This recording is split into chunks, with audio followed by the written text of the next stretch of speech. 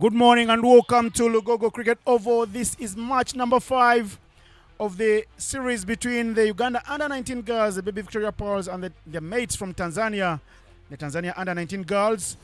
Earlier on in the middle for this match number 5, the two captains were out there in the middle, but first, Ivan Sajabi has the pitch report.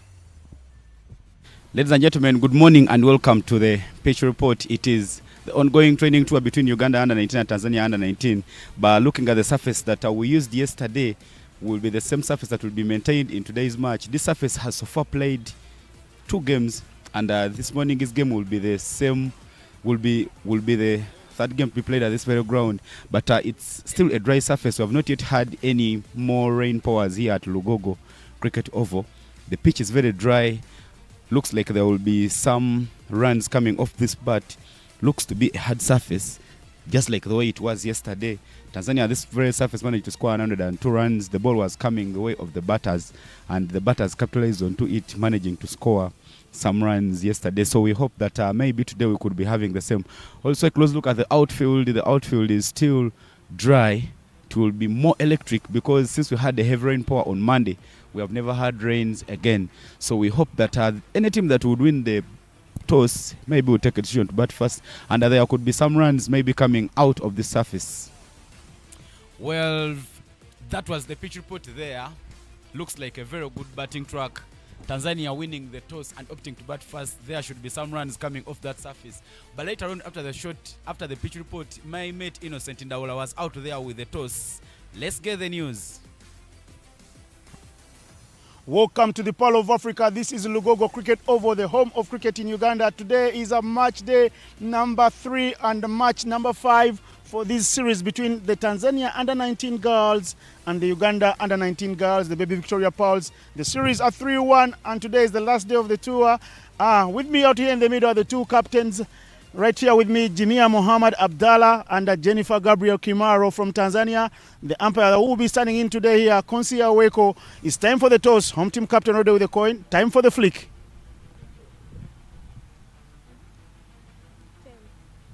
Tails is the call. And tails it is. Tails it is. Jimia, please come through. Abdallah, you want the toss. What are you going to be doing? Bets. Why do you want to bat today?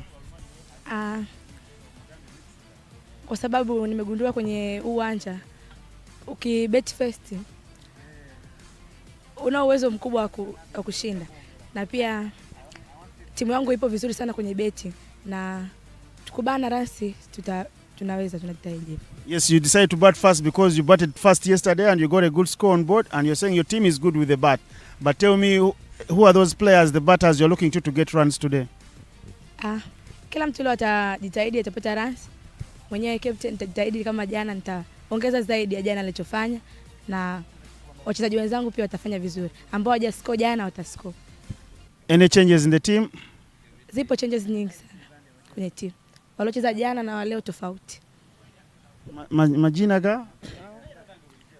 Saumdeo jana amepumzika, leo ameingia.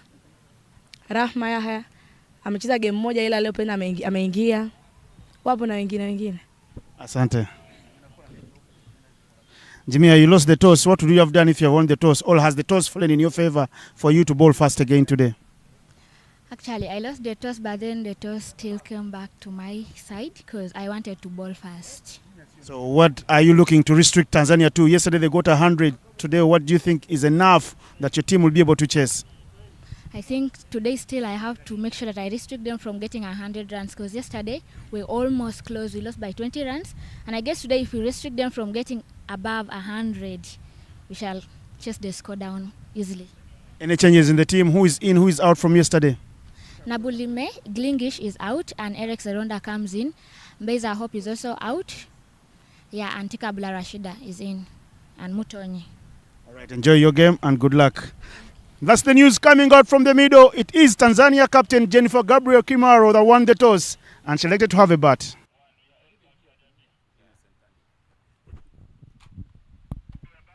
That was the news from the middle. The two captains, they are happy to talk about their ambitions as this tournament comes to the tail end. Jennifer Gabriel Kimaro in the runs yesterday, 45 there that anchored her team. They were 60 for no loss around the 15th and 14th over, and then they broke loose, going on to score 102, which was a psychological total for the baby Victoria Pearls, who are looking ever neat in that black, yellow, red stripe. They'll be out here to make amends. Yes, the series are done and dusted as a contest, but they will want to make sure that they can push Tanzania and maybe pick up another victory. It is psychological. The two teams will be playing each other sometime next month. That tournament happening from the 19th of August to the 4th of September. My name is Innocent Daula. I'm not alone in the comms box. I have got the man of the tournament, the voice of the tournament, Ivan Sajabi is here with me. And later on, you will be listening to another ICC commentator in Dennis Athamusali. Good morning, Ivan. Good morning, Innocent. Good morning, viewers. Yesterday it was exciting to see Tanzania batting first for the first time in this tournament. In the first 3 games that Uganda won consecutively, they managed to bat first and were very, very good at defending. But yesterday in the chase, they crumbled down. The 2 umpires are out in the middle. Koslet Aweko Nimungu, who has served as a captain of the Victoria Pearls. She's still there as a player, but right now she is standing in as an umpire. Also, Michael Okoth, one of the umpires, child of the soil, who's been around in a couple of tournaments down here in Uganda, will be standing alongside her. Yes, the umpires earning their stripes. Konsi Aweko earning her first run out there in the middle as a captain, as an umpire, I beg your pardon. And she's done well thus far. Few glitches, all hardly any in her small stint here as an umpire. Michael Koth has done it all as an official, very adept scorer, scored in all the ICC tournaments Uganda has held here. And as well now, he's done some umpiring as well. He played his game, played for Ginger SS, played for Jack, but now he's got to earn it all over again as an official, as an umpire. And for Uganda to open the bowling, that left arm of Immaculate Nandera.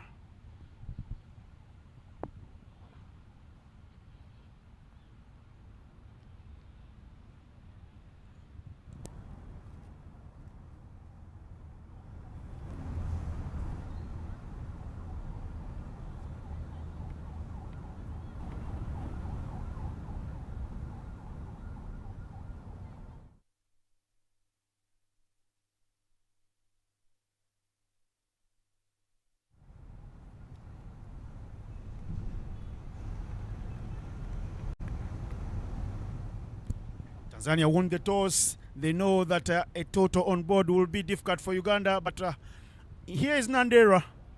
She starts with one string very far away from Jennifer Gabriel. Umpire Cosmas Aweko, they are happy to indicate wide. At the non-striker's end is Mwanaidi. Sajabi, what do you make of this tournament? You've been here throughout the 4 days. The whole week you've been at it. What do you make of such a tournament in the build-up to a big qualifier, which will only be the second time the under-19 girls are playing in the World Cup? Big shot, flashing blade. Does that one run away all the way to the boundary? Yes, the shackles are broken early on in the innings. 4 runs to the total. Nandera struggling for line and length, and she's punished. Brilliant, nice-looking shot there from Jennifer Gabriel, beating all the fielders on the offside, and she manages to pick up the first boundary there for Team Tanzania. Brilliant start there to the batting. Jennifer Gabriel, who's always led from the front as a captain. Yesterday she was, that's the replay there on your screen, a bit of width onto that one from Nandera Immaculate, and it found the blade of Jennifer Gabriel. Yesterday Jennifer Gabriel missed a half century by only 5 runs. Makes a mess of it at the boundary there. Jennifer Gabriel running back quickly for the second. 2 runs on the board. Uganda throwing someone down there, deep extra cover. There will be voices in the dugout of Uganda early on in the match. They don't want to go for many early on. They know how dangerous Tanzania can be. And Nandera just ambling through there, trying to pick her lines. Right in the middle, the first one. It's a touch and go situation. And she keeps it out, Jennifer.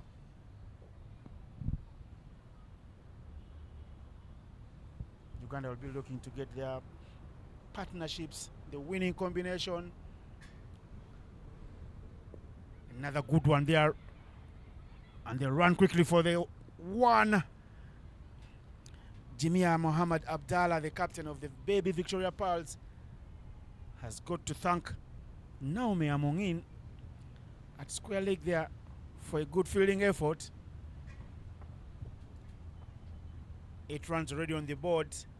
Mwanaidi on strike for the first time in the match. This opening partnership there for Team Tanzania was very, very crucial in yesterday's win. Jennifer Gabriel Kimaro 45 of 55 and Mwanaidi scored 27 of 44. Brilliant knock there from the two as they look to make sure that they build up the innings there for Team Tanzania yet again. At the toss, the captain was very, very confident, the captain for Tanzania, knowing that the opportunity given at bat first should be another opportunity for them to pick up a second and consecutive victory in the tournament. Good cricket there, good all-round cricket there from the two. The bowler Nandera right in the middle, not afraid to pitch it up, and then Mwanaidi giving it a full face of the bat.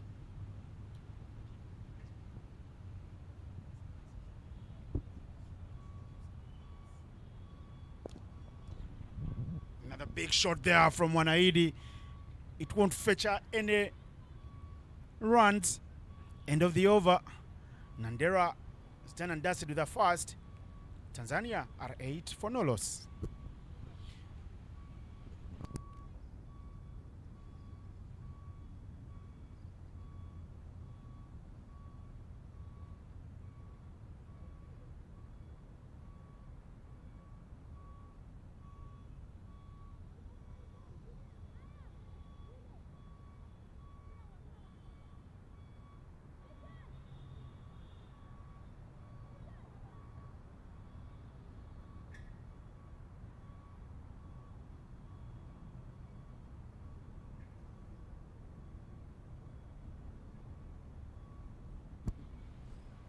In yesterday's match, the first over from Nandera Immaculate was a maiden. Akrut Asmin also came and bowled a maiden there for Team Uganda. But the captain will change the tactics a bit. Yesterday the combination was Nandera and Akrut. But this time round, Irene Mutonyi will be the bowler there to continue the bowling for Team Uganda from the Ginger Road end.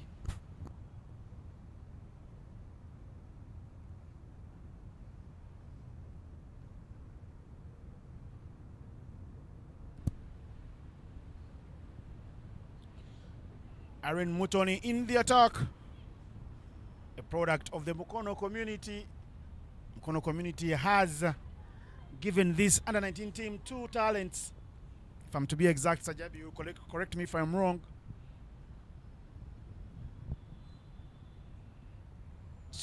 That one cutting back into the batter. Almost looked like it was throwing down, but there was some movement off the wicket. And this is the beauty of women's cricket. The hubs all over the country are doing the magic to make sure the team is full of talent. Of course, at the end of the cricket week in Jinja, there were a lot of girls in that academy in Jinja. Many of them missing out here, but at least the country will be knowing that they have some strength in numbers. Good movement, and there is a big appeal. The hand from the umpire goes up. It's a wicket time, and that is immaculate movement from Irene Mutoni. Sends the captain Jennifer Gabriel Kimaro packing. She was amongst the runs yesterday, 45, the anchor woman. Today she's got to go for few. 8 for 1. Wicket coming very, very high there for Team Uganda. The captain exhibited some confidence at the toss, saying she's one of the prime batters that will be looked upon to replicate some scores. But that is the replay there on your screen. A bit of width onto it. She just followed it straight to the hands of the wicket keeper. What a brilliant take there from Jimia Mohammed Abdallah. Was cruising towards the first slips, diving, but she managed to collect a very beautiful catch to give Uganda the first wicket. Into the attack, and Erin Mutonyi strikes right away. If the producer can give us that replay again from the bowler's angle. right from the umpire's angle, you will see the movement Sajabi we're talking about. Proper stuff. Proper bowling. A dream delivery from Irene Mutoni. One that will give her confidence and pay back the faith of the coach and the captain for having given her a chance to bowl with a new ball. In at one down is Sawum Deo Hussein, who also plays for the senior team. She was here in Uganda in December, and she's here to mix and mingle at this level because she's under 19. Irene Mutoni to Sawum Deo Hussein. Again, movement. This is a mistress of movement. She gets a lot of movement off the wicket, and that's the trap she did lay for Jennifer Gabriel. Gabriel playing right into her hands with a hanging bat. It's Uganda who have the tails up. First over went for 8. This over is yet to go for any.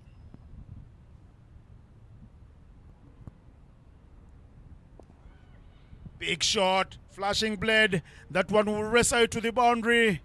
Make it 2 boundaries in 2 overs. It's Uganda's team manager, Lelia, there, who will do the fielding across the boundary ropes as Tanzania race to 12. A brilliant looking shot there from Saum Deo. Irene Mutoni coming in. There is some swing onto it, but it finds it was a bit full, swinging away from Saum Deo, who manages to put her blade onto it, beats the 2 fielders on the offside, and she picks up a boundary there for Team Tanzania. Jamia Muhammad there, quick to remind Irene that keep it straighter because of that movement.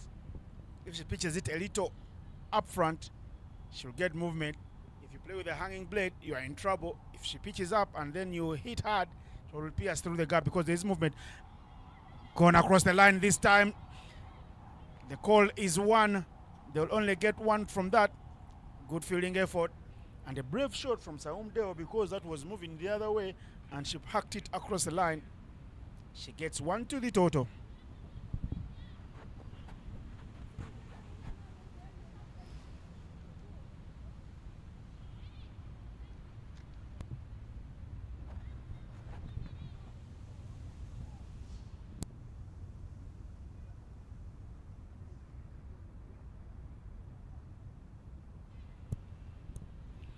Final ball of the over.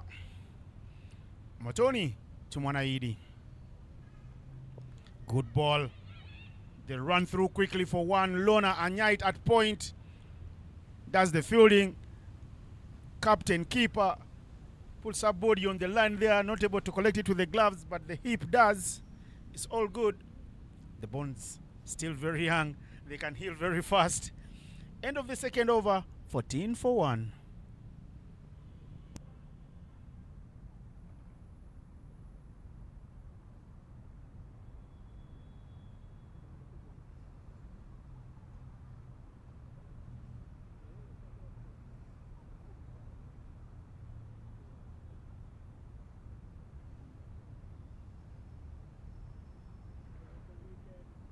That was the wicket. Look at the celebration, raw celebrations full of emotion from the baby Victoria House.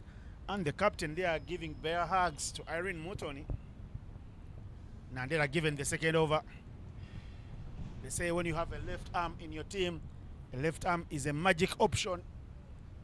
She went for 8. Yes, those are not too many in T20 cricket lately. Jamia Muhammad says, please do come through for a second over. First ball is a dot ball. There was some movement on it.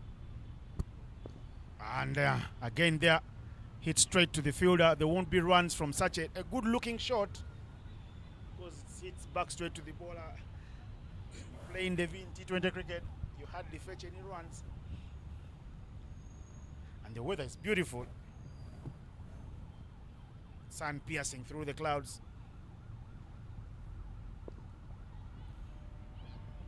Chance for a run out. Is she gone? No. The umpire says she's right in there. Not this umpire Konsaweko, but the one at square leg. Mr. Michael Koth says Saum Deo Hussein is home safe and alive. Brilliant fielding there from Team Uganda. As you see that one, a short play to covers. They take the run very, very quickly, but good precision, and the throw was right at the right end. But the quick running there from Saumudeo helps her to get grounded, to get to her ground very, very fast. Was a better over here from Nandera. Much late, she's won herself 2 to 3 caps with the Victoria Pearls. And she will be very immense. She's had a tour to the Omtex Icon Weekend Institute in Safale. That is 70 kilometers from Mumbai Airport. One of the best things that has happened to cricket in Africa, because almost every African team is taking their team there to the Omtex Institute to learn a thing or two. Another good delivery there, but leading edge onto it, guides it down to third man. 2 changes in Uganda's squad today. Erox coming in. Giringish sitting out. Mbeiza sitting out as well. Trying to find the perfect combinations going into that tournament. They'll have a couple of trials with the senior team after this tour. And that's another one. Good movement there. Big appeal from Nandera. But Konsi Aweko says no ways. There was a button to it. 3 overs down. 16 for 1.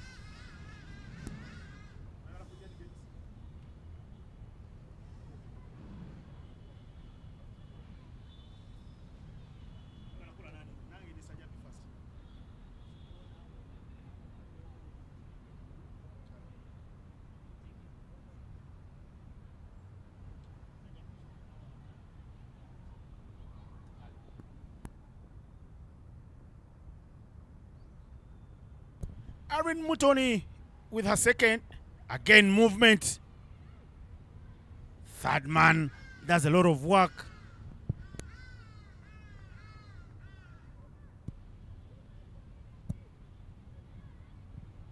Ariago Michelle has been a busybody down there.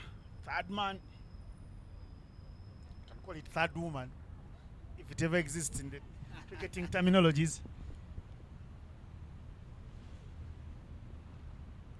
Tanzania eager to throw their bats at anything that is straying away from the stumps. Again, they are almost straying down the line for wide, but the race is on, and it will be 4 runs. 4 runs it is, but they're not runs off the bat, they're runs off the pad. So it's 4 byes to Team Tanzania because that delivery was straying down. Yeah, that delivery there just splashing onto the pads and going down the leg, but I think in the field setting there for Team Uganda, maybe they needed to be having 2 fielders, a fielder backwards of the square in the names of fine leg, to make sure that when Irene comes in with some pace, the fielder could do the work down there.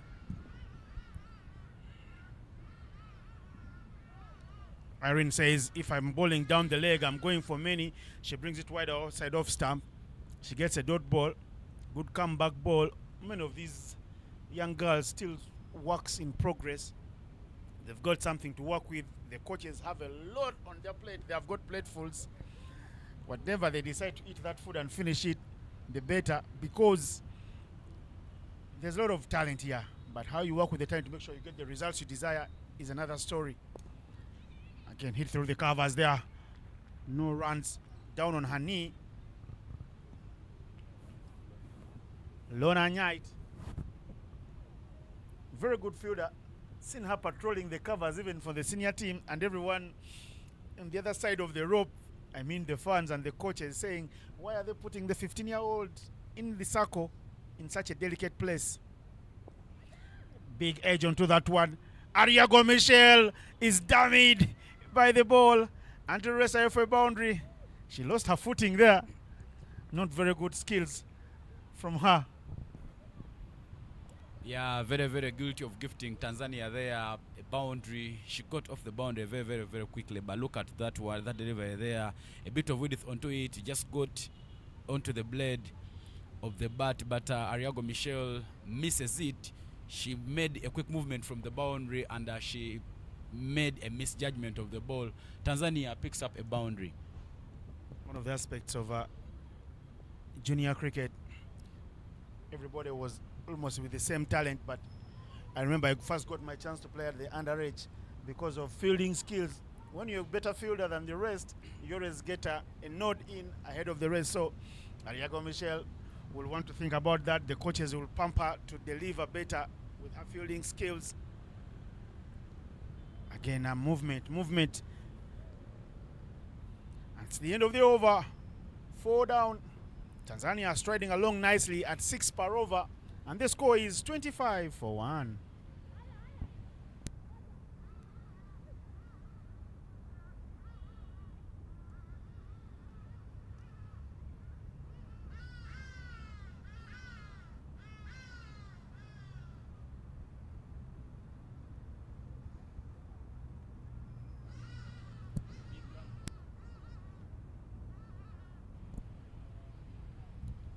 The series, if you're watching today, this tournament, Tanzania were in town from last Friday. Today marks 8 days for them in Uganda. It's been that type of tour where they will say, yes, we learned a few things, we learned 1 or 2 things here. And so that type of tournament that started with the typical Ugandan weather, where you get 4 seasons of weather in Uganda in a week. First day rained out. Everybody saying, why are the games being played in Kampala, not in Entebbe, all Jinja? But look at what we have. All the games are in. And there is a change in the bowling attack. It's Patricia Timong into the attack to bowl some spinners in the power play. She gives the first one some good air. And it's safe zones.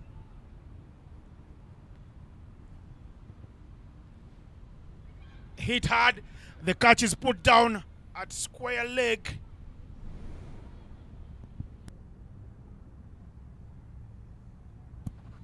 Guilty party, Irene Mutoni. A deep square leg. That over there just coming to the pads. Irene Mutoni tried to dive for it, but puts it down. Disappointing there for the Ugandans. Patricia Timong there. She put on a skull on her face. It was so hot it could boil a cup of tea. She was not happy with the fielding efforts from Mutoni. He says, you're not giving me a chance to pick a wicket in my first over. Again, onto the pads. There's an appeal. Chance for a run out.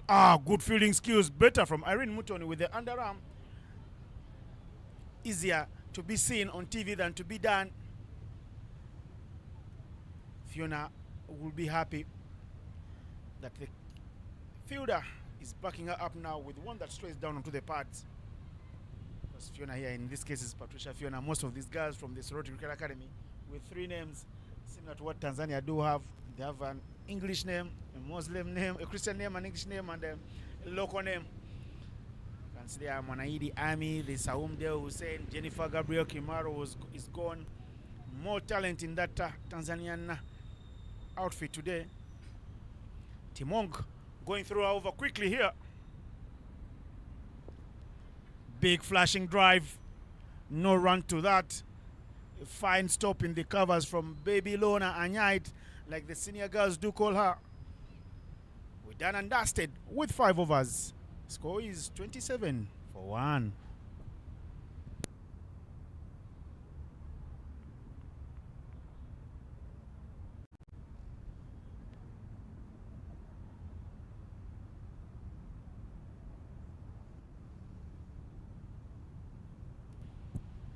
Take us through this partnership. Yeah, brilliant partnership there from Saumudeo and Mwanaidi, 19 of 22, trying to make sure that they do some recovery there for Team Tanzania. Great stuff there as Uganda takes on a change in the bowling attack. Lona Anite will be coming into ball for Team Uganda from the Ginger Road end. Last over of the power play is given to Lona Anite. She will feel that she's an elderly stateswoman in this baby Victoria Pearl's team because of the cup she's won with the seniors. She starts with a dot ball there. She's been going for many runs in this tournament because she's been trying to do too much. Maybe because they didn't have the seniors to back her up. she would like to do better, be more economical like she does with the senior team, because she's bought 4 overs for 8 runs, for 10 runs, for 11 runs. She's been going for 18 plus here. And she starts with 2 dot balls. I'd love to see Lorna do things the easier way. After all, she's named Frank Nsubuga. And Nsubuga, in his repertoire, all at the peak of his powers, he does want to ball his dot balls and go away, not looking for the batters. Cut very well. Chance for 1. It's taken. Lorna says, please don't throw it back to me very quickly. Take your time. It's 1. No one defends 1. Let them take the single. It's better than an overthrow, and then we go for more. In this series, Lorna is just playing her second game. Yesterday was her first, where she managed to bowl 4 overs and conceded 19. Short. Big flashing drive. Lorna is hit for 4 through the offside. That is a classic shot. It had 4 written on it once it left the bat. Indeed, a very good looking shot there. That delivery there from Lorna Anite, a bit full onto the blade, played through covers. Marisa Ariokot was standing a bit straighter, and that beat her to rest to the boundary. Lorna makes up. She was caught overcompensating the previous delivery. Now she comes good. Less flight and not too full. And there was a lot of words coming from Marisa Ariokot, who did the leather chasing. Lorna strikes. A little too clever for herself there. Saum Deo Hussein perishes, going for a hack across the line. It's a little celebration from the young girls in black, yellow, red. They will have a team huddle and celebrate. 32 for 2. A nice looking delivery there from Lorna Anite. In yesterday's game, she picked up just a single wicket in half over spell, where she had an economy of 4.75. But the replay there on your screen, a bit full, tries to go across the line off a straight delivery, and that knocks the off stump. Boom. Uganda picks up a second wicket.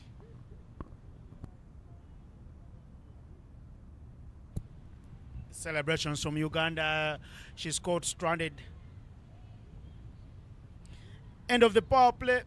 32 for 2. The departure of Saum Deo Hussein will bring another senior player who has played for Tanzania and won them very many games with the bat, with the ball. Agnes Joseph Kwele, the vice captain of the senior women's team of Tanzania, walks in to bat at number 4, and there will also be a change in the comms box. Ivan Sajabi goes for his breakfast, and in is Dennis Athamsali. Thank you, Innocent. Very, very good series we've been having between these two sides that I'm thinking will be favorites at the qualifiers in Kigali next month. There's 2 teams there that will want to throw punches, but when you throw punches in Kigali, you know that Rwanda are within the fight. They are very, very slippery contenders. Call them banana skins, call them dark horses. Rwanda will always give you fight, whatever the age bracket of cricket you are playing. Yeah, true, and I think they want to defend their title as the African champions from 2 years ago in Botswana.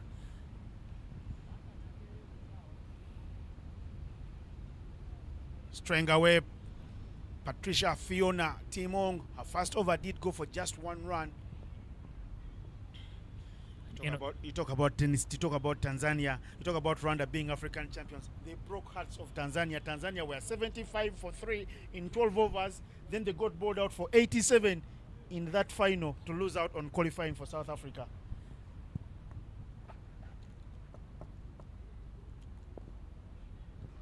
Hit straight, hit hard, hit full. The scamper throw for a single. Throw not very accurate. Hope everybody is okay. Yeah, Mwanaidi and Jimmy Muhammad getting in a tangle, but I think everyone is okay. Innocent, Tanzania, in the last couple of times, I think they just haven't had the luck with them. Uganda breaking their hearts in the under 19 qualifiers. Look at the replay again. Overpitched from Timon. Mwanaidi lines up the ball very well. She just doesn't have too much power to beat the infield. And then Agnes Kwele and Jimmy are getting in a tangle. Like I've been saying, Tanzania surprised, I don't want to say surprised, but shocked by Uganda in the under-19 boys qualifiers. Uganda going to the West Indies in 2022. And in the ladies as well, Rwanda coming out of nowhere, you know, to snatch gold and qualify for the first ever under-19 World Cup in South Africa. Full face, doing the basics right, but are giving it a full face. Agnes Joseph Kwele has got power, the boundaries are small. She would like to have a look at the next delivery. She's only one ball old in her innings. Yeah, but for Kwele, the runs have been missing as well. She hasn't gotten any runs in this particular series, and yesterday she perished to one of the catches of the series, Asumina Krut plucking one out of the air. Big hit, flashing blade. There is a sweeper there who does a good clean-up job to restrict it to one, and she'll get a round of applause from her teammates. Naomi Amongina has been very, very busy in that extra cover area. She's covered a lot of ground, but at least she's been able to make sure she keeps the balls in. Big appeal for nothing. That was going down the leg from the wide go. She's lucky not to concede wide because the batter's stance opened up and she was looking chest on with the bowler at the time of playing the shot.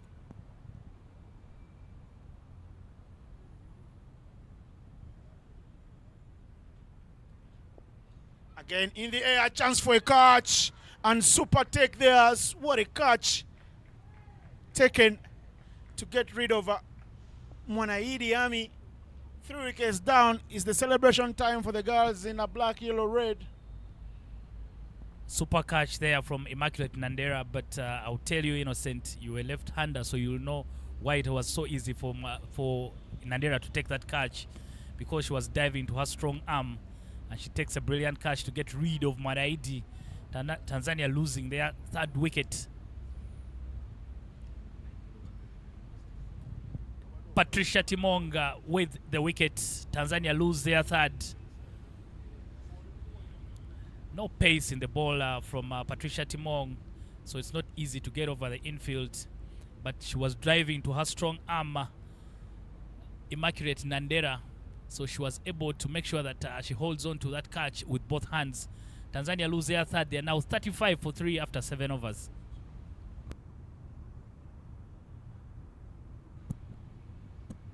The wisdom, Dennis, you talk about there of throwing a left-hander at point.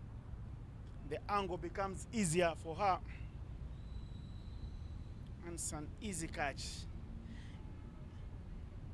Like I say, easier as seen on TV, but not as easy as you see it if it is you on the ground. Well done to Nandera, who takes a catch, diving sideways. Full stretch. Wicket for Timong, who's been very economical. 35 for 3 after 7. The run rate not very bad from Tanzania, but I think they need to stop the loss of wickets for now. They are moving at 5 runs every over. You continue like this, you get to 100, but you need to find a way of making sure that you put together some good partnerships that can get you going.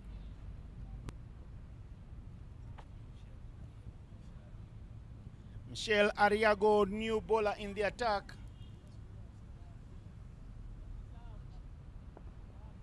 Big shot, hit straight to mid-wicket. Michelle Ariago was doing a lot of cleaning up at 3rd man. Call it 3rd woman if you want, Dennis. And now she comes into the attack. Jamia Muhammad shuffling around her bowlers today, trying to give everybody a piece of the sherry. Yeah, I've been speaking about it throughout the whole series. If you come to this ground, you know who the captain is, because Jimia is always animated out there in the middle trying to make changes and run traffic, which is a good thing to see. That keeps you in the game, especially if you're a wicket keeper. You don't want to go to sleep and you're standing up, because that ball may enter the helmet and wake you up. Uganda and this love affair with the keeper captains.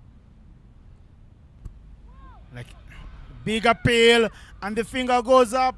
Maria Lucas, take a walk. It's a duck for her. 36 for 3 becomes 36 for 4. Michelle Ariago strikes in her first over. Yeah, Maria Lucas fit nowhere, fit in the toilet, like we like to say. And she's trying to drive a full delivery for Michelle Ariogo, who immediately gets a wicket when she comes into the attack. Can look at that again. A full pitch delivery, fit nowhere from Maria Lucas. Ball a bit unsure, but the keeper was certain that there was something onto that. Tanzania quickly lose their fourth wicket, 35 for 4. They need something. The middle order has been scoring runs for Tanzania, Innocent, and hopefully they can conjure together some good partnerships to try and get them to a very good total. It's only yesterday that their top order got going, but now they will need the middle order to come to the rescue again and help them put on a good total. Farida comes in at 6. Farida Murray, 36 for 4 in 7.2. Uganda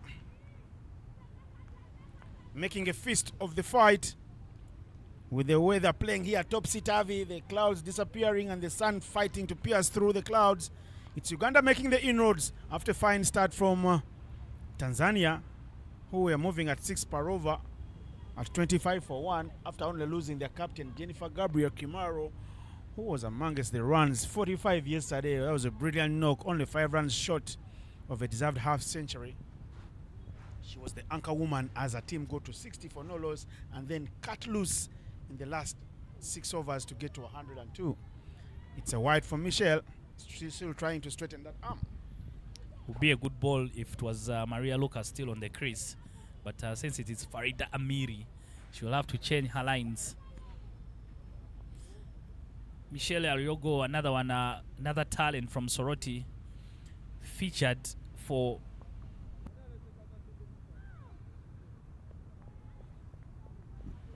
the champions of the Girls Cricket Week this year, 2024, Light SS, together with Patricia Polot. They come from the same school, actually. Patricia Polot, the captain of the school team. Another wide down the leg side there from Michelle. She's still struggling with her lines. Bowling to left and right sometimes can get you off the mark.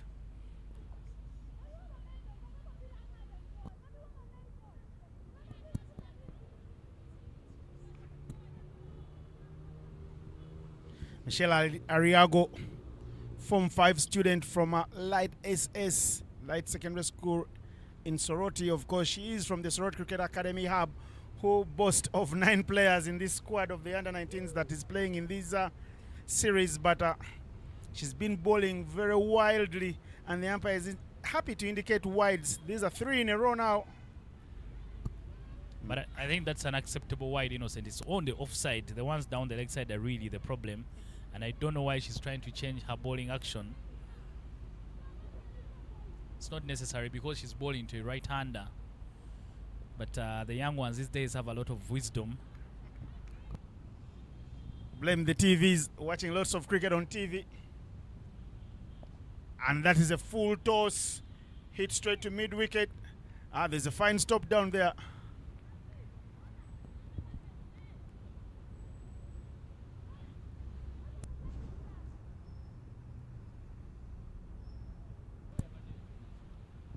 Akrut Asumin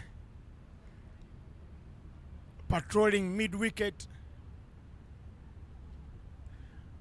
Naume Amongin patrolling here long on. Busy day, because every loose delivery here, like Dennis said, Agnes Joseph Kwele likes to go big, and it's the middle order that has been firing the runs for Tanzania. Ariago picked up a wicket, but she's struggling to complete her over. Again, that one on the pads, but it is tickled down to mid-wicket, where Asmina Krut, who's been a special find for Uganda in this tournament, because every time she stepped onto the wicket, she's gotten runs.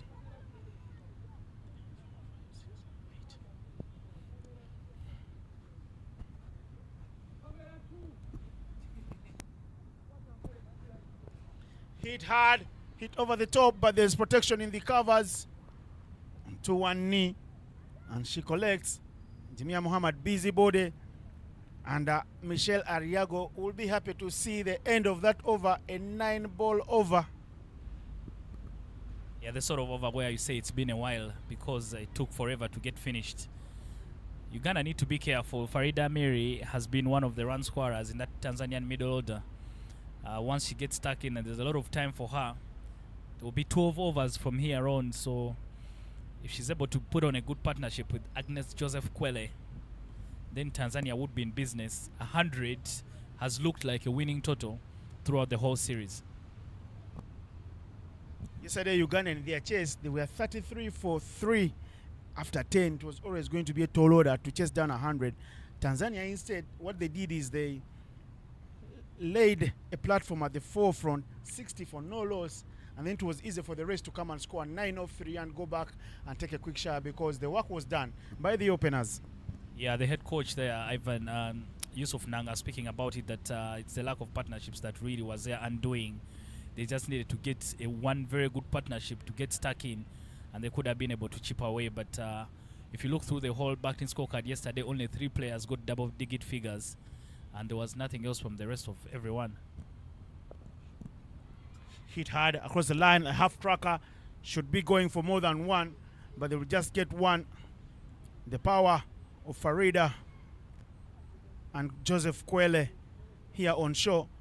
They will go hard at everything from Patricia Timong that is loose. Patricia Timong's 2 overs have gone for 5 runs so far. 2.1 now for 5. And he's hit hard down the line. Run through quickly, and there will be 4 because she hit it very straight. It's a beautiful boundary, Dennis. Not just very straight, but with too much power as well. Patricia Timong overpitched from her, and there was totally no chance for Asumina Krut at long on to carry it off. That's the power of Agnes Kwele. And Patricia Timong, one of her weapons has to be line and length. So every other time she strays away from that line with her pace, she becomes very easy pickings. Don't want to be that type of bowler who goes for 4 runs in your 2 overs, and then you end up with figures of like 2 for 25.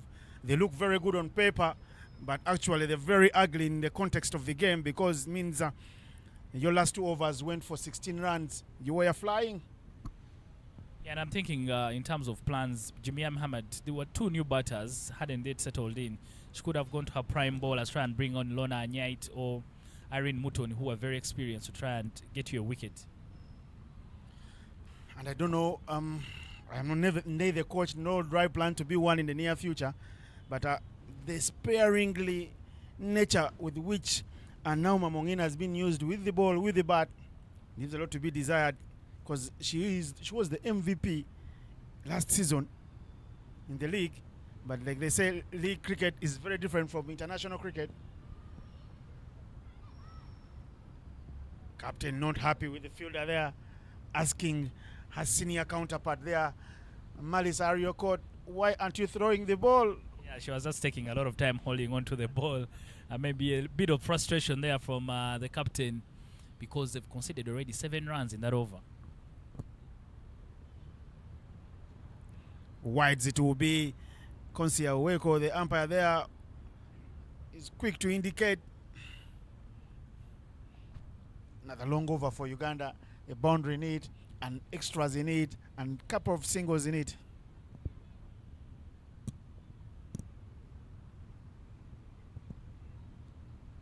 The 50's up with that wide. Better delivery there. Just a tad short. And this is the end of the over. 9 overs down. 50 for 4.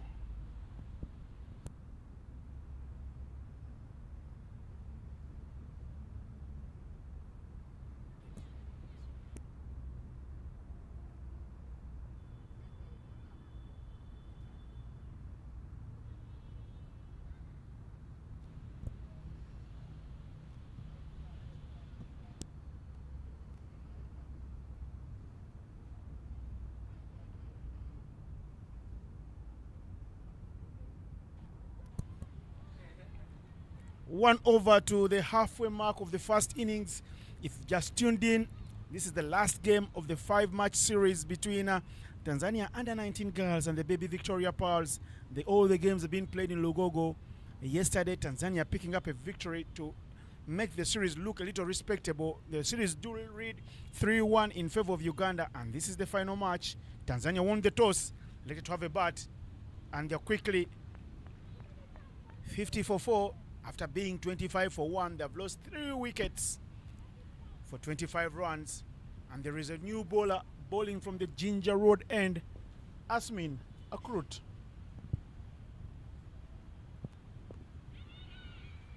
Touch and go things, quick onto the a good run out chance, shy at the stumps, she hits bull's eye, but Farida is running very, very quickly.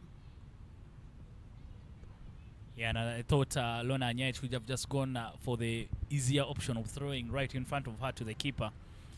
The safest end to always throw is the keeper's end. But a special shout out to Asmina Krut. She has been the standout player for the Ugandans. You can see that on the replay again. Tap and run from Farida. But since she made the call, she was in there like in a flash. Hit hard, hit very well there from Agnes Joseph Kwele. She's showing all her array of strokes all around the park here in Lugogo on the final day of the tour. And she gets another boundary. She's been milking boundaries since she stepped out there in the middle. And that's boundary number 2 for her. Not just the boundaries, but I think I like the responsibility from which she's batting. Too much width again on offer from Asmina Krut. Hit with a lot of power behind points. No chance for any of those fielders. They would settle for silver and bronze as the ball takes gold. Talking about gold, Dennis, there's going to be a gold hunt starting today for Uganda in somewhere in Paris.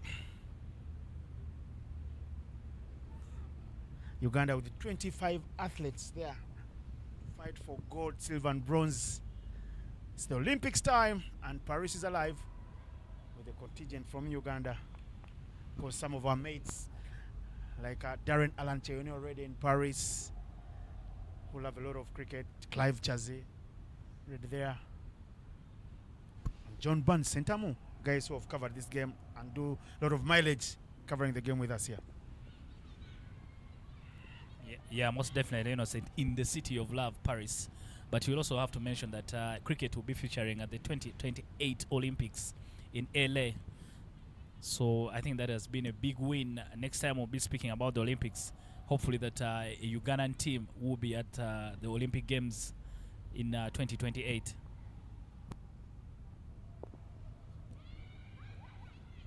And the way it's done in the Olympic style, Dennis, you know that the women do field their senior teams and the men field the under-23 teams. So it'll be a nice time to see a development side like from Uganda. People like Peter Ochen, maybe Pius Oloka, maybe Gerard Olipa out there to captain such a side representing Uganda at the Olympics in LA and Los Angeles. Land of the opportunity. But back to the cricket here, away from the Olympics, because that is dream and fantasy land for now. It is the end of the 10th over.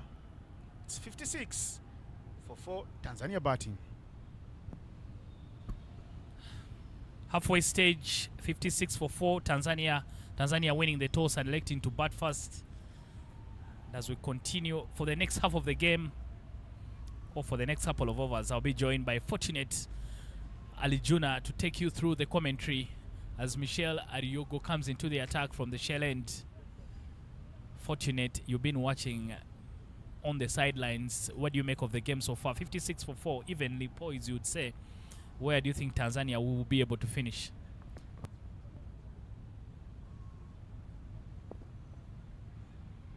Hit very hard and put down by Michelle. She's unable to hold on. That's a key batter. Sometimes when they give you chances like that, you need to make sure that you take them. Yeah, thank you, Dennis. At this stage of the game, almost halfway gone, we can see that they are already 57 runs on board, and still with some 6 wickets in hand, I can say they can still go for that triple score like they did yesterday, because at the moment they have built their partnerships, they have built their confidence, given that they have played a couple of games here at Lugogo. And you've made a good point there, Fortunate. You feel like Tanzania have been improving with each and every game. I think they must be thinking maybe let's play another game today or tomorrow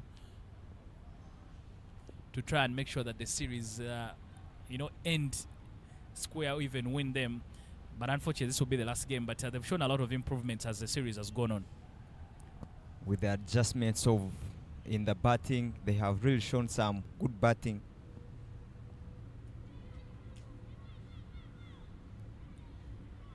That was a very beautiful shot at this stage of the game. The batter goes for a sweep shot and manages to get one at the deep square leg. Michelle yesterday was very good, picking 3 wickets, and now she continues dominating at this stage of the game, conceding just 9 runs in 2 overs, and that's the end of her second over.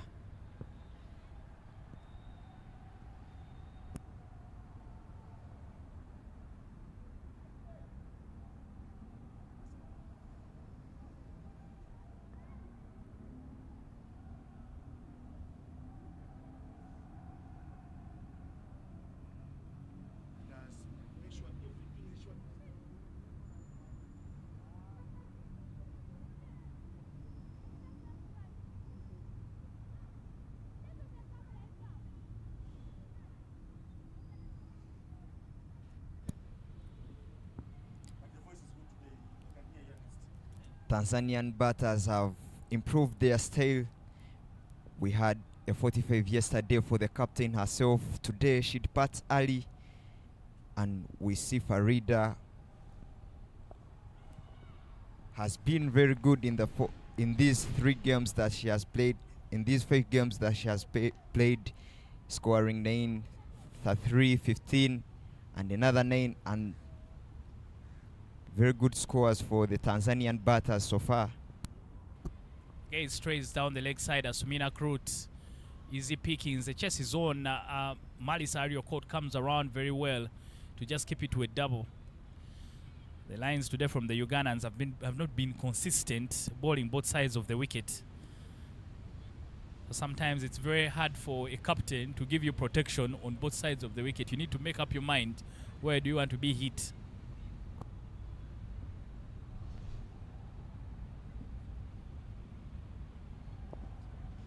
Again, hit well, but just finds the waiting arms of Patricia Timong. The plan here, Fortunate, I don't know. I think it's a wrong plan again from the Ugandans. Struck well by Farida, but you'll just get a single. I want to tell you, Fortunate, because Asumina Krut doesn't have too much pace, so I don't know why they like to give her to use a third man and keep the long on up. Yet she bowls some balls that are full. It's better for you to give her the protection in front of the wicket and just bring up the third man. If someone plays a shot down there, so, it's a good shot. Maybe given the fact that Agnes Joseph was playing a couple of good shots on the offside, we've seen her cut some beautiful fours, and now I think they are getting protection for her powerful cut shot. Yeah, the point is always that your plan should not be influenced by the plan of the other team. You need to come up with your own plan always.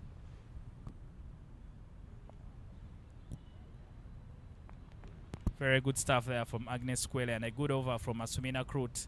Only the 3 runs coming off it. 61 for 4 after 12 overs, Tanzania.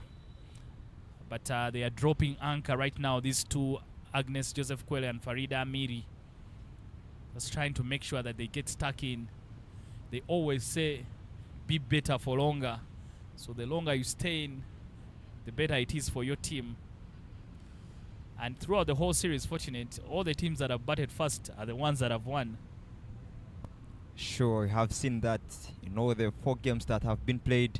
And now that Agnes Joseph hasn't scored more runs, but today she's sticking at 14 we are yet to see her experience, what she has to do at this stage of the game, where she has to bring in her expertise.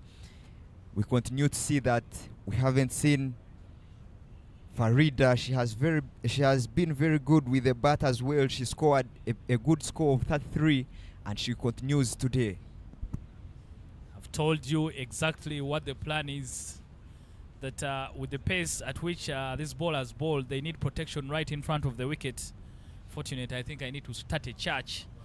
There is no way Lorna can bowl like that when the fielder is at mid-off, because that makes her very, very vulnerable, especially against players who can hit in the screen. Look at the replay there. It was a gorgeous shot that was... Bowler prevails. Lorna Anite gets her wicket. Farida getting too greedy, going across the line. Should have played a similar looking shot like the previous one. Should have gotten rewards. But she chose to go across the line. And she has her timber rattled. 65 for 5 Tanzania. Even the previous shot that she played for 4 was the same, was executed in the same way, but the difference was the previous ball was outside off. She managed to get the arms going, but this was straight into the stumps. She goes for that slap shot, but doesn't get the timing rate, and results into a wicket for Team Tanzania.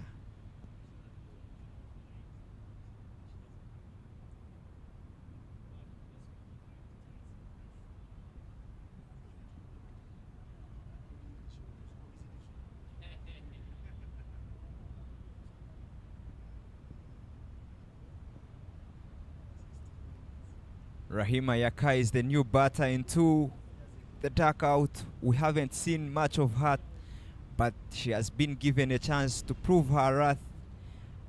And now another wicket falls. Tanzania needs to build a partnership, but with an experienced batter, Agnes Joseph, she has to take charge at the moment, having three protective fielders on the on side and only one at the sweeper, being the extra cover region. Maybe I understand for the girls you can only work with 4 fielders outside the circle, but even then I'll bring the extra cover in. The ball is going into the batters. Just make sure you have protection at mid off, at long off. Swing and a miss from Rahima Yahaya, but you can still see Lorna is bowling full. If anyone is able to connect, I'll guarantee you they will sneak a boundary.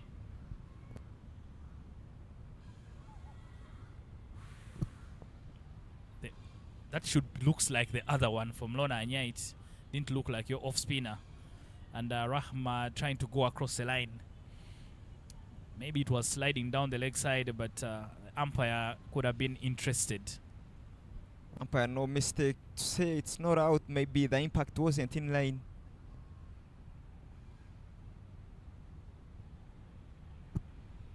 The extras there from the Ugandans should be extra number 13. That's a whole 2.1 overs bowled by the Ugandans in extras. Very good bowling by Lorna at the moment. Only conceding 1 boundary, and after that 1 boundary, she gets back into the running and does a good work for Team Uganda.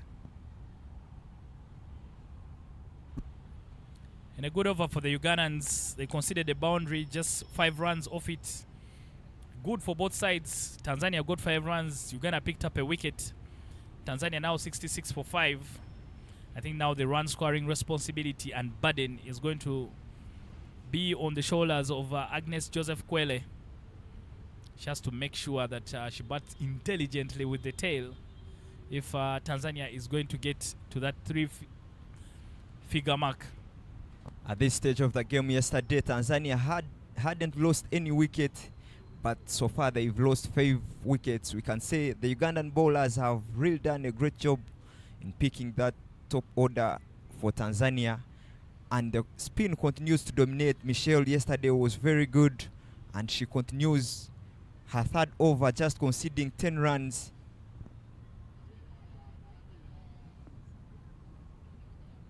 Sorry, Nandera comes again This time she comes from the Ginger Road side.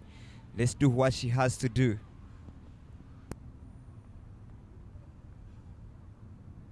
Nandera, someone who has played for the Victoria Powers before. Starts off with a wide and also completely missed by the keeper, Jimia Muhammad. And that should race away for extras and a boundary. One of the things that Jimia needs to work on, especially when she goes back home with her coaches, is how to move her feet. She likes to dive all over the place, which is very, very poor skills for a young wicket keeper. You can see there, if she had just moved her feet a little bit, she would have collected that very easily. But those are things that you can learn as a young player, and they can help you later on on your game. Extras, welcome runs for the Tanzanians. They're into the 70s already. 71 for 5, that's a Tanzanian dugout. Tanzania have come here with the captain of the senior ladies team, Neema Justine Pius. And Monica Pascal.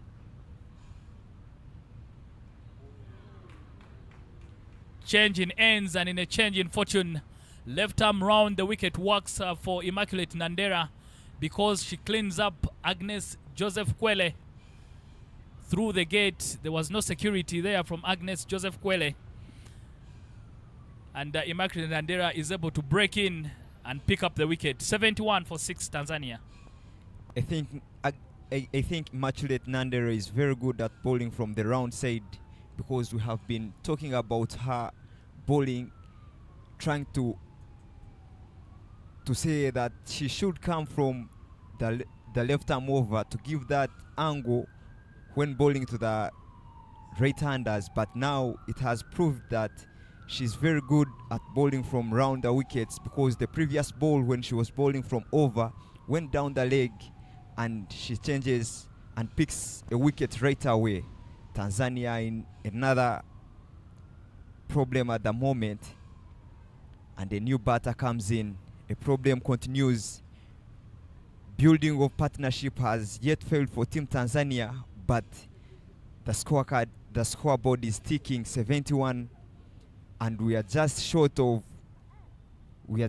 by 29 runs to make a triple score that has challenged most teams here in this tournament. The question is, can Tanzania drive on to reach that mark of 100 and plus runs?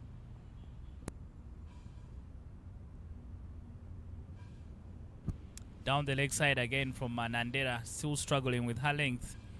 And like we mentioned, fortunate. Can the tail wag is the question, because now Uganda comfortably into the tail. There's access to make sure. Yesterday Tanzania were at this stage, they were 72 for no loss and only finished at 102 for 7. Much better from Nandera. I'm very surprised that Nandera struggles from left arm over the wicket. In a left-hander, that is really their natural line, because you bring nothing to the table if you're going to bowl from left arm round the wicket, if you're a left-handed bowler.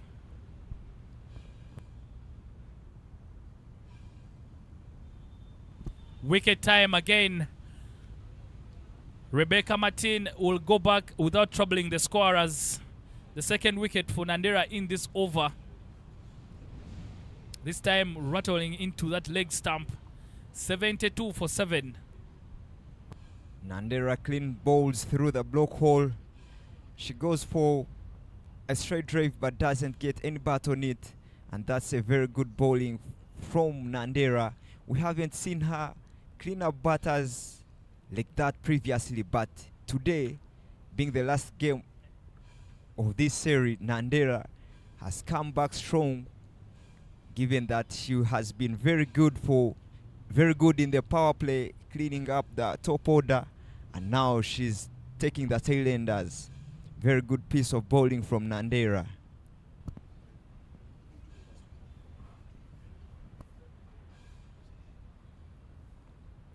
In the commentary box, I've been joined in by Sajabi, who is just from taking his breakfast, and the energy is high. He has been watching from the outside.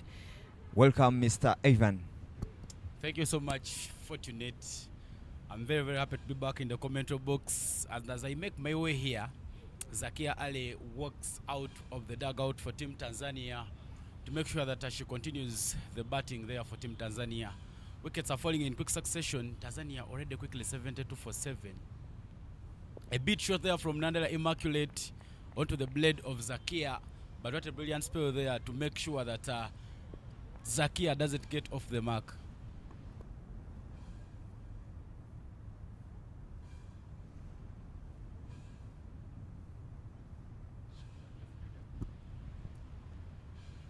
Another one, this time that will be down the leg for wide. Extras still coming in the way for Tanzania.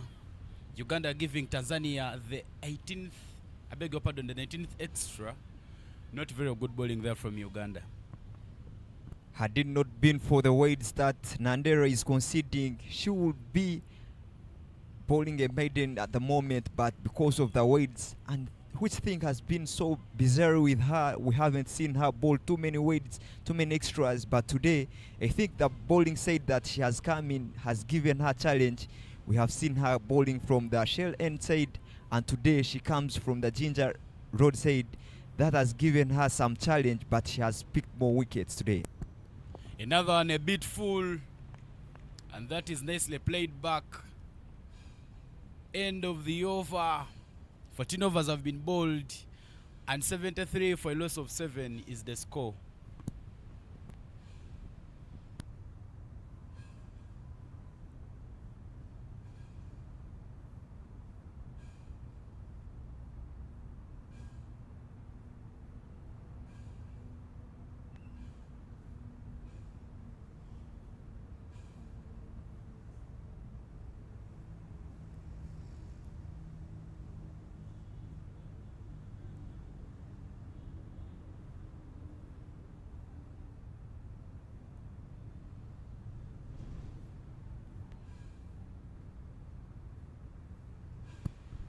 Anite will be the bowler who is trusted to come and continue the bowling there for Team Uganda. A bit full outside off stump. Some bat onto it. That is racing to the boundary, but the fielding in pairs makes sure that Tanzania picks up only 2 runs. Brilliant play at the moment by the batters. Rahima Yaman. Rahima is playing very well. Rocking, picking up the lane of the ball early, rocking back and cutting late, and manages to squeeze 2 out of the tight field of Uganda. Another one outside off stump. Anite not doing a lot of things currently at the moment, because that off step line is one of the challenging lines there for most batters.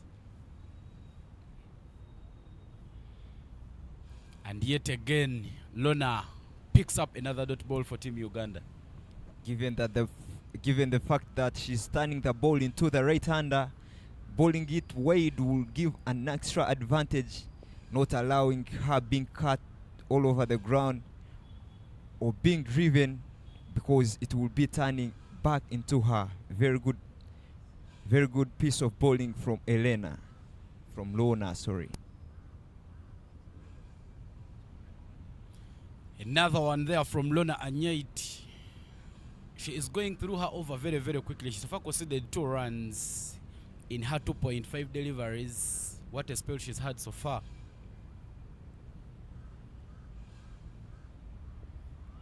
A bit of a flatted delivery there, gets onto the bat, but Tanzania does not get a run.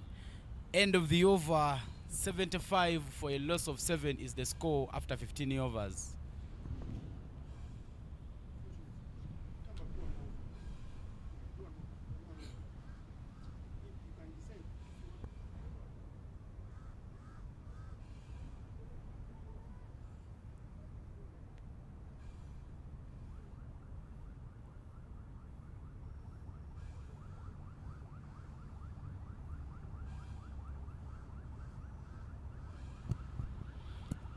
Asumin Akrut gets the ball again there for Team Uganda.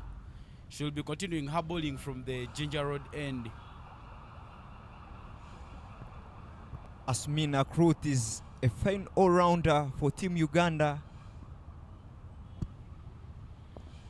A bit of slow delivery there from Lona I beg your pardon, from Akrut Asmin. A direct hit from Timong Patricia misses the woodwork. Good piece of fielding at the mid-off region, and Tanzania continue to pick one run by one to push their score. I was talking about Asmin being a fine all-rounder for Team Uganda. Also Tanzania have their all-rounder Lucas, who has also scored some good runs for her team and picked several wickets for her team. And now Asmin continues.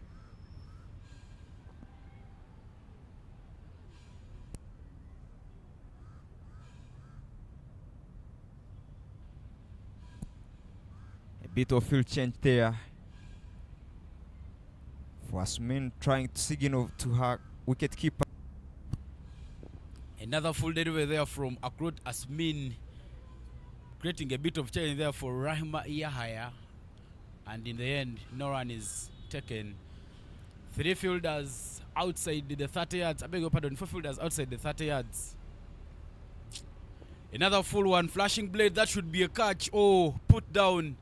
And Tanzania picks up a single very, very quickly. Very crucial catch at the moment, but results into a drop of a fine fielder that we have seen throughout the series, Nandera at point. She's caught harder catches more than that. And now she drops another catch, which hasn't been so common with her. And Tanzania, more specifically Zaka Ali, continues her dominance. Another power hitting there, but there is protection there at long on. Naomi Amongin picks it up, and Tanzania just takes a single run. Very good arms and very athletic of Amongin. We have seen several throws of her. Another slow delivery there from Akrut Asmin. She picks up a dot. 3 runs coming off Akrut Asmin's third over. 78 for a loss of 7 is the score after 16 overs.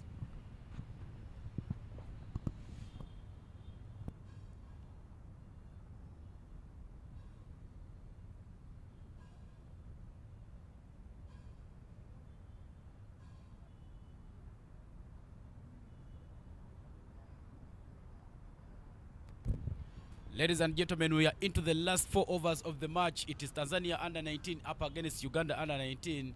Tanzania, having won the toss, opted to bat first. Leona Anite comes back for Uganda. There is a change in the commentary box as Fortunate Alijuna takes a short break. I welcome back Innocent Indaula. Innocent, you welcome back to the commentary box. Thank you, Ivan. It's an I combination to the back end of the innings. Ivan and Innocent. I'm shocking. Ivan is Ugandan, I'm Ugandan, and it's the first time we're doing commentary together.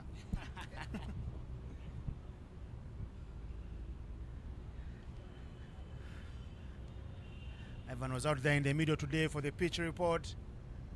He read the wicket as a road, and indeed it's been flat apart from Irene Mutoni, who got a lot of movement.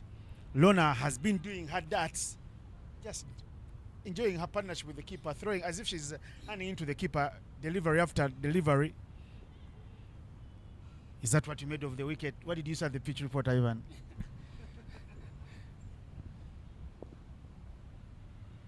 Well, Innocent, at the pitch report, I expected Tanzania to get a little more runs because it looks like a very good batting surface.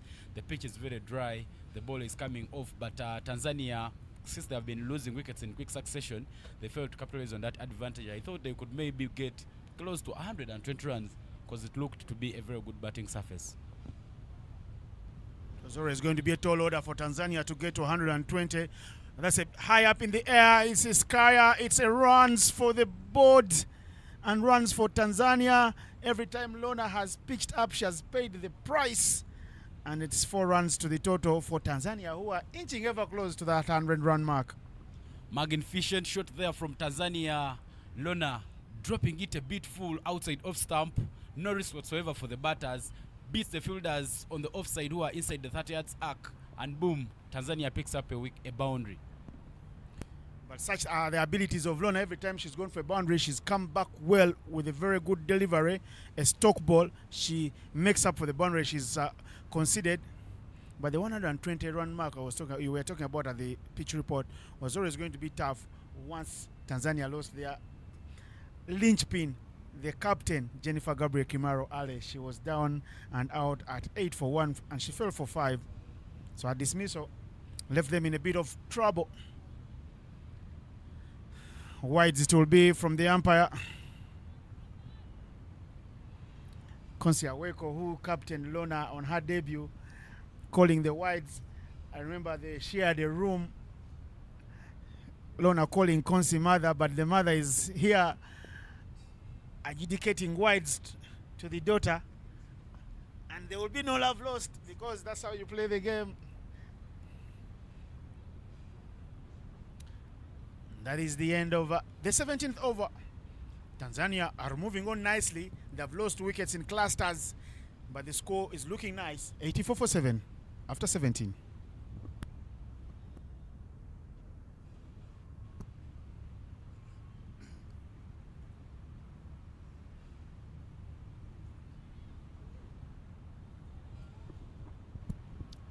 The physiotherapist there walking close to the boundary to make sure that Lorna Anite is in very good condition to continue their playing for Team Uganda.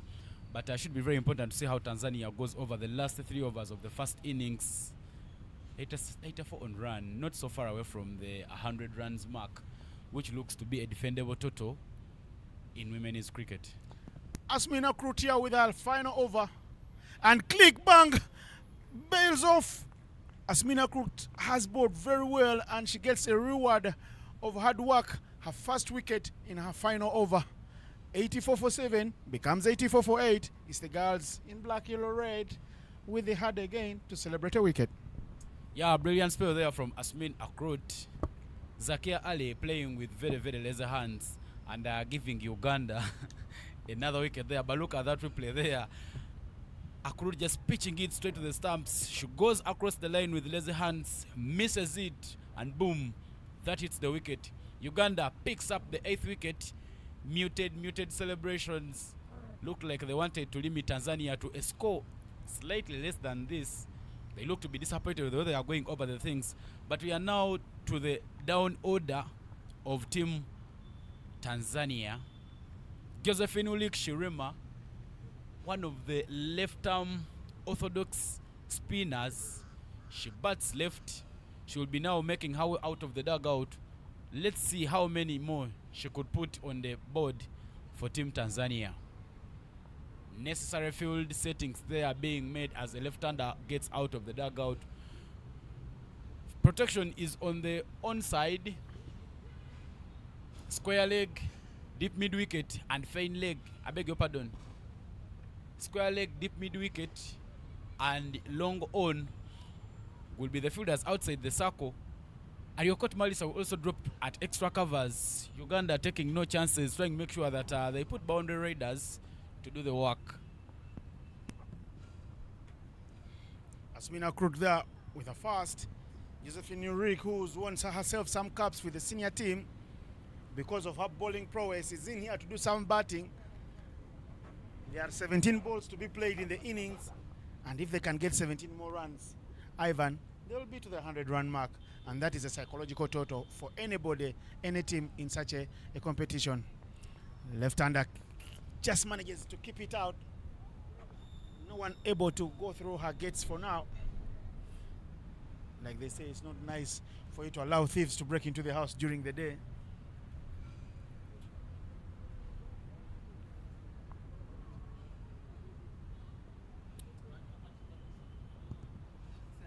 Asmin,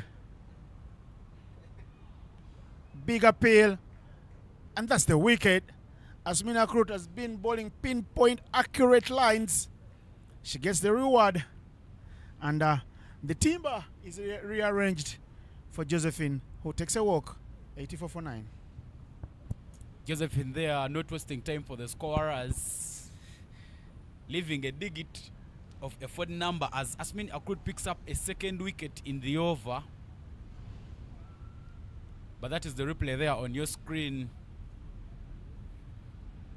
Not enough. That one was turning inwards, and she misses it with her bat. Hits top of the bells, and Uganda picks the 9th wicket. Last batter is in for Team Tanzania, Elindi Geoffrey. The 17 runs that Innocent was talking about will be now a very, very tall order for Team Tanzania at this moment. But let's see how many more England Geoffrey can put on for Team Tanzania. Smina Krut knows the trick, knows the trade, not trying to do too much, just bowling a few floaters and a few straight ones. The shot from Josephine Eric, typical tail-ender shot, full face but misses everything. She played the wrong line of the delivery. She has built a wall of attrition.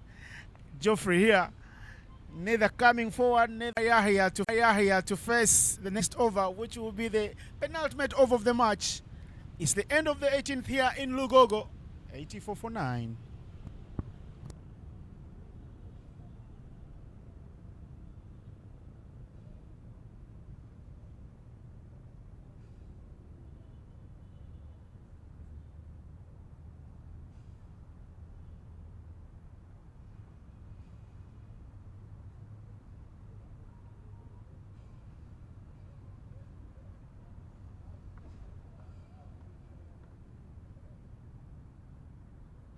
Michelle Ariago, the second highest wicket taker in the tournament, will now come to bowl for Team Uganda.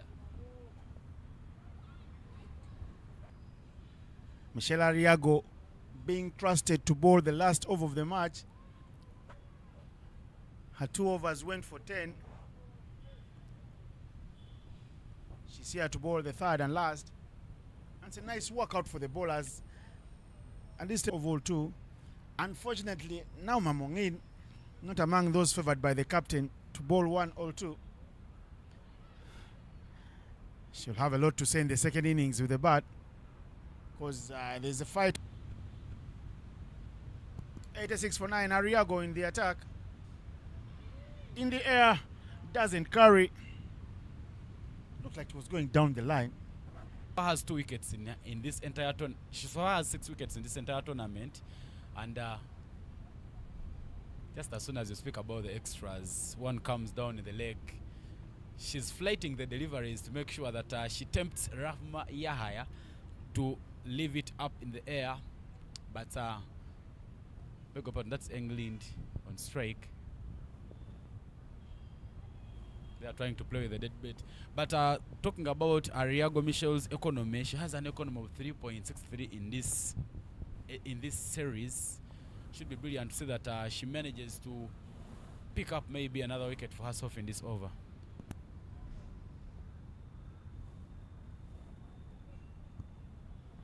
Dealing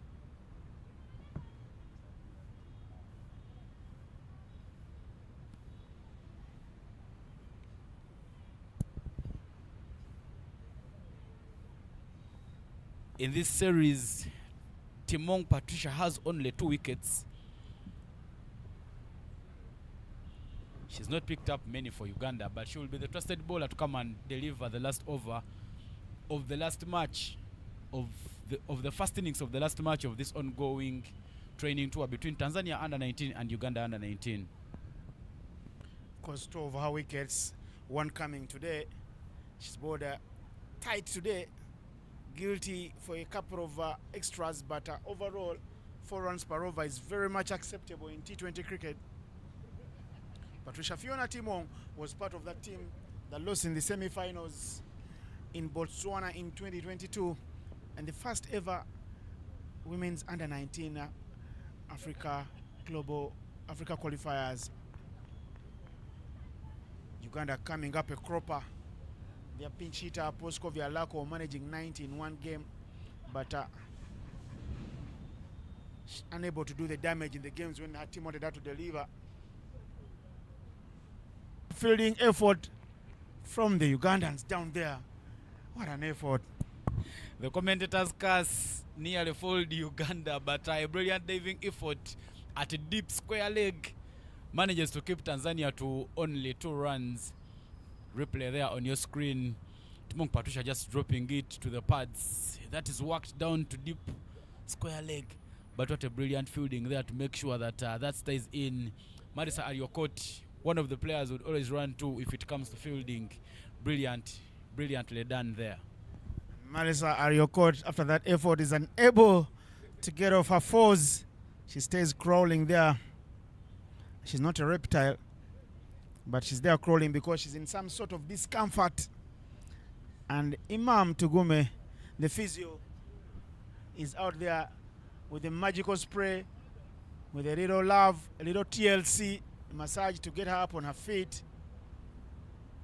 We'll take her out there for further attention as Uganda will summon the services of the truth woman to come on and do the fielding for the remaining delivery of the match. Yeah, but Innocent Inaula, this is not the first time we are seeing Marisa Ariokot going off the pitch in this ongoing series. Another time in this match, that is the replay there on your screen, how Marisa Ariokot get herself injured, fielding body and soul, but saving her team extra 2 runs. Brilliantly done there. But this is the second time Marisa Ariokot is going off the pitch following illness in this ongoing series. As you look at her closely, she's having so many wrappings around, but she's still using the energy of the Itesots. A lot of atapa into that one, and she's playing it body and soul.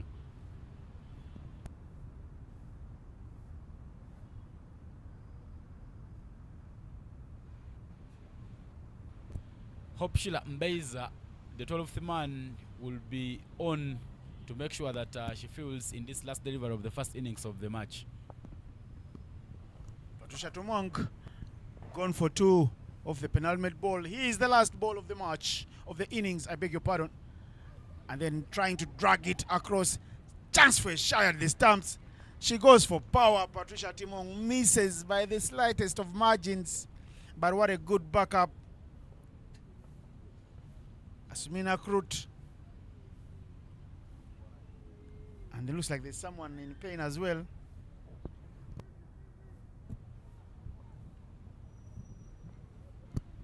Stays down on the ground there. Rahuma Yahya. She's been there for a pedestrian knock, but more importantly, she's helped her team play out the 20 overs.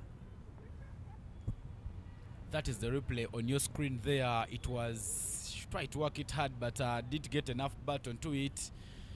Timong Patricia there getting it and taking a shy to the stumps.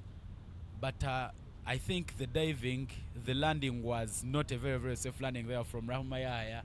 And that's how she got herself injured. Replay there on your screen. If it was a plane, this would have been a crash. Not the smoothest of landings. And then there's a double medical attention from the Ugandan and Tanzanian physio. Physio is very, very integral parts of coaching setups lately.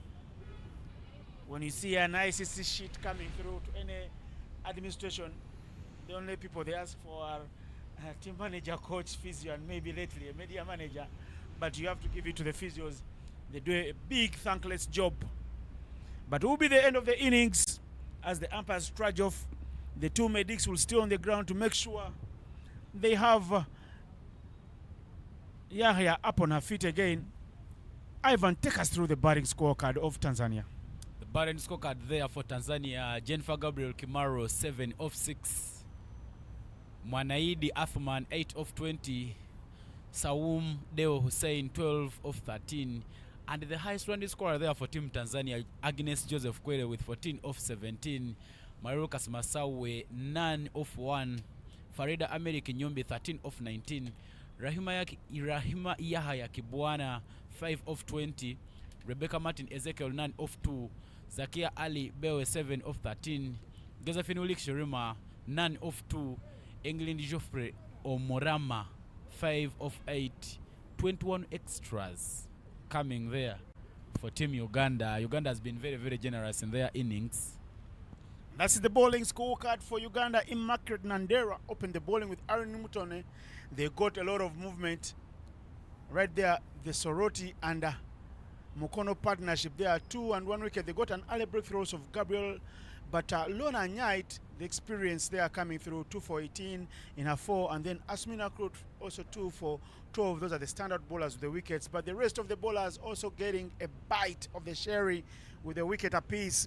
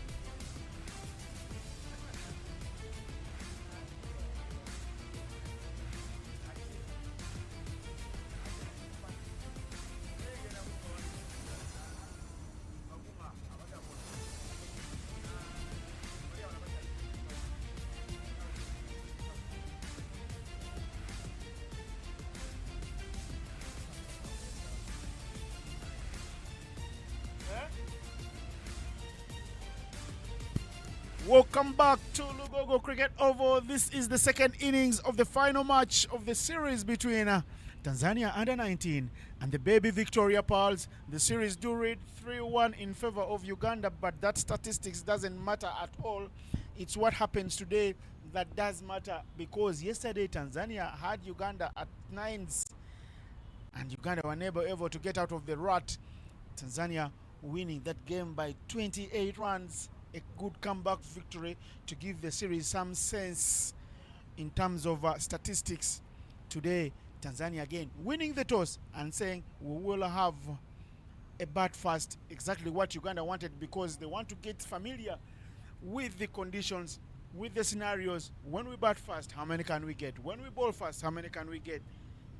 And today, they have to chase 92 for victory, the 93 to be exact. Fortunate Ali Juna is with me in the comms box. You were watching from the tail end of the first innings. What do you make of this match so far? So far, when chasing down a big score, no team has reached 92, but it's yet another challenge posed for the Ugandan batters, and we're yet to see players to watch. There is Asmin Akrut, who has scored 94 runs from her previous 4 games and is trailing by just 8 runs from the top scorer, the captain herself from the Tanzanian side, who has 102 runs. And today Uganda has to do something to get their 4th win of the series. But so far, we know that the Tanzanian bowlers, more especially the opening bowlers, they have some sheer pace, and they have 2 left-arm orthodox who have posed threat to the mid-order batters of Uganda's. And now, can they do much better and get their 2nd win? It's the question to take. But it's very good to see two young nations playing cricket at the moment, and this hopefully will boost their morale into the T20 World Cup qualifiers under 19. Fortunately, talking about the T20 World Cup qualifiers, those will be the ICC Africa Under 19 Women's Africa qualifier in Kigali from the August 19th to September 4th, down there in Gahanga. Gahanga building up to be a home of women's cricket in Africa. 2 ovals there, and there's what going through the corridors of power in terms of African cricket and Rwandan cricket. But there will be a 3rd oval in Gahanga, so that makes them a perfect place where you can have 3 games going on at the same place, and a person or a fan can watch all the 3 games without much fuss at the same time. But back to the business. Uganda opening with Patricia Timong Fiona and Jimia Abdallah Mohammed, the captain. 93 is what they need at 4.65. Let's see how this plays out. Agnes Joseph Kwele with the new ball.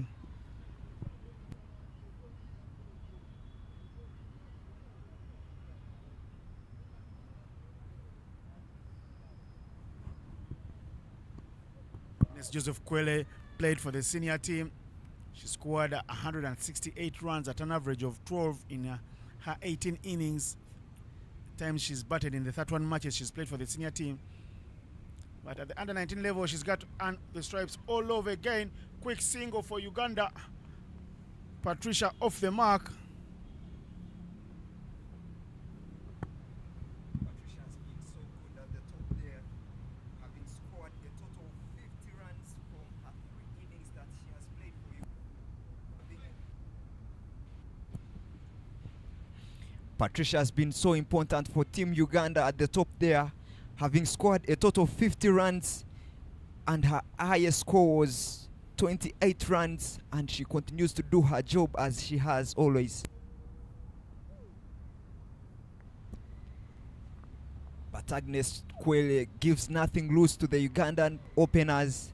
She has always given them challenge, but the one thing I've liked from the Ugandan openers, they haven't done a lot of things, but in the power play they have managed to keep their wickets, not giving out easy wickets like the Tanzanians have done, and they've built from that to get to a big score, and it's the thing that we have to see today if they have to chase down the 92 runs.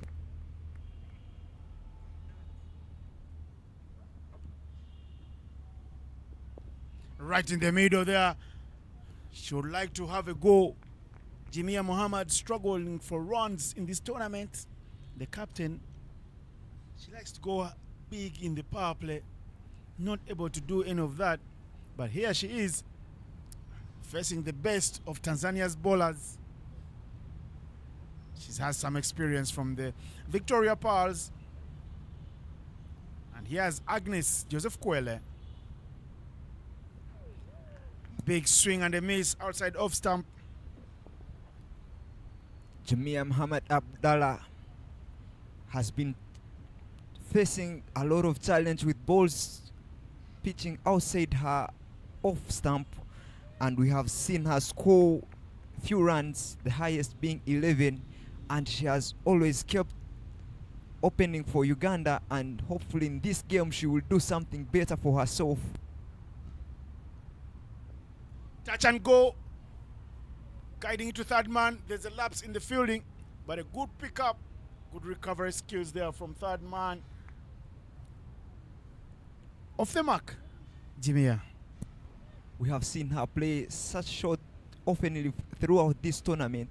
I think it's something that the captain has to think about. Maybe employ a slip into play and try to cut out that single that she normally gets through the slip region. Risky business if you ask me, but here's Agnes to Fiona. Shot for Patricia Timong.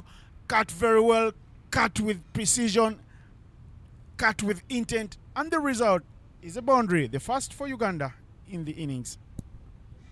Very good play from Patricia Fiona. She has been in fine touch, and that brings a total of 6 runs in the first over, and Uganda is for none.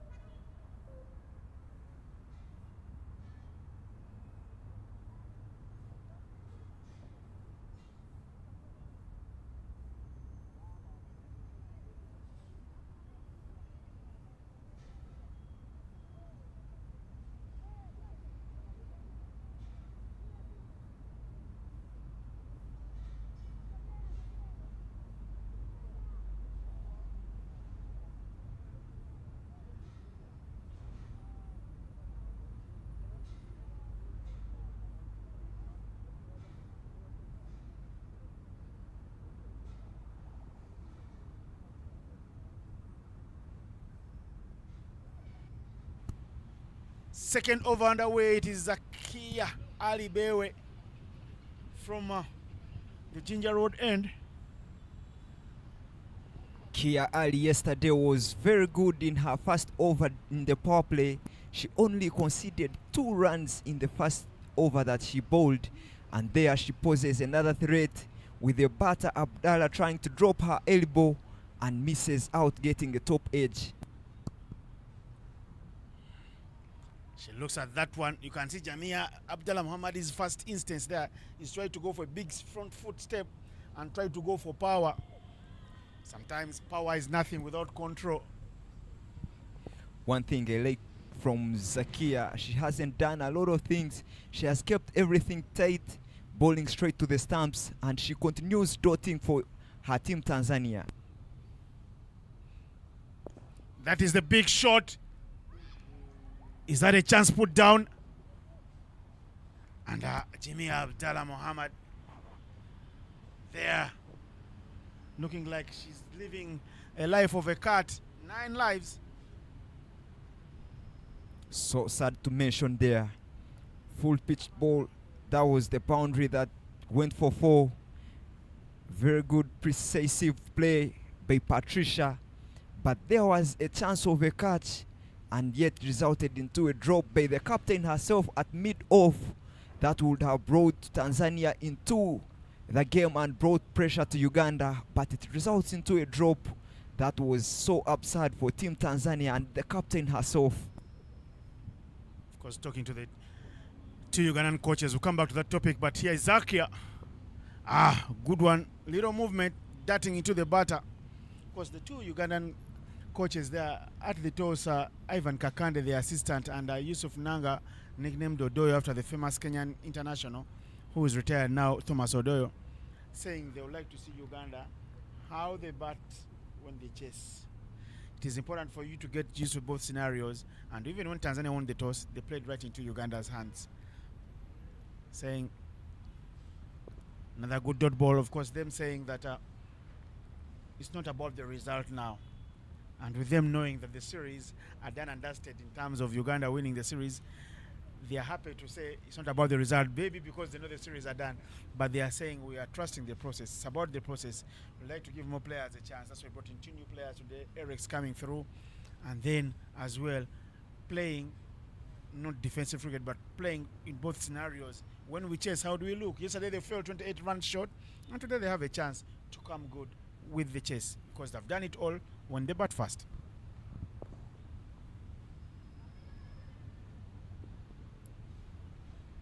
Hitting hard and going for power there.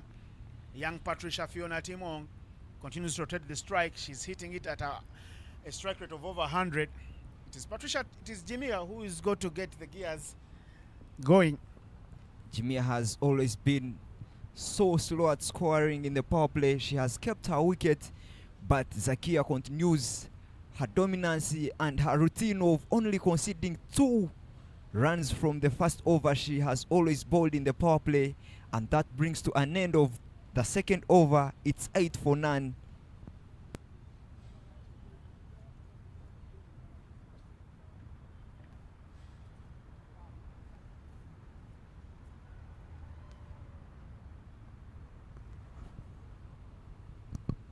Agnes Kwele from the shell end. They're trying to keep her out, just giving it a full face. No real foot movement, but good hand-eye coordination from Patricia Shatimong on strike here. She was one of those members in that squad that was in Botswana that suffered a heartbreak, came up a cropper. She has a chance to do it again and deliver victory for our country and maybe a place to the World Cup when the team goes down to Chigali. That one goes right through past the inside edge.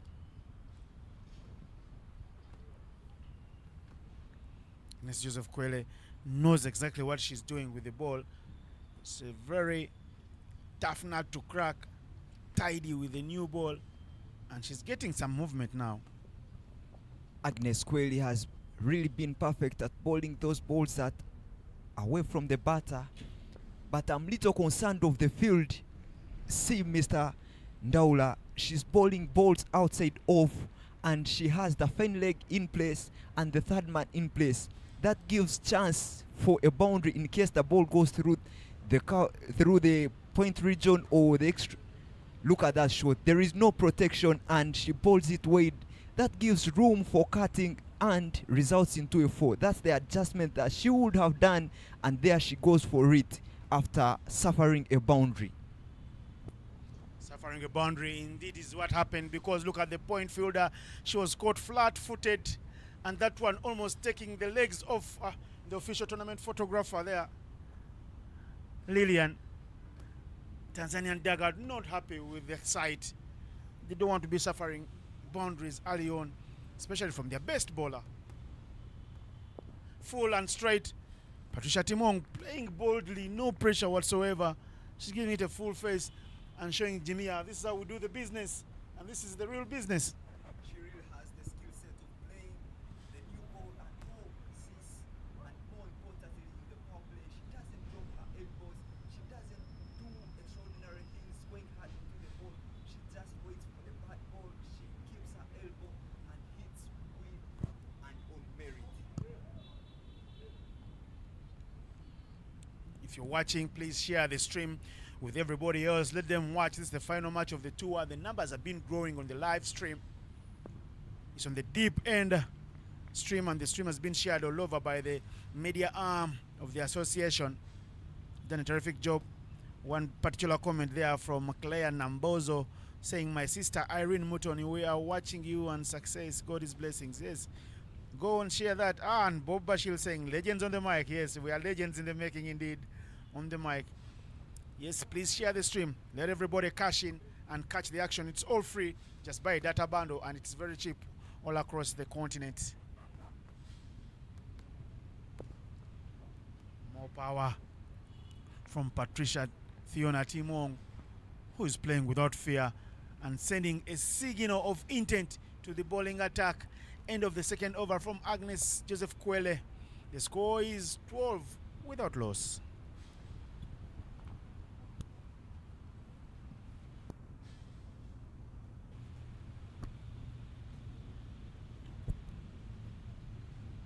And for the back end of the power play, fortunate Ali Jona takes a break. He's come through nicely today.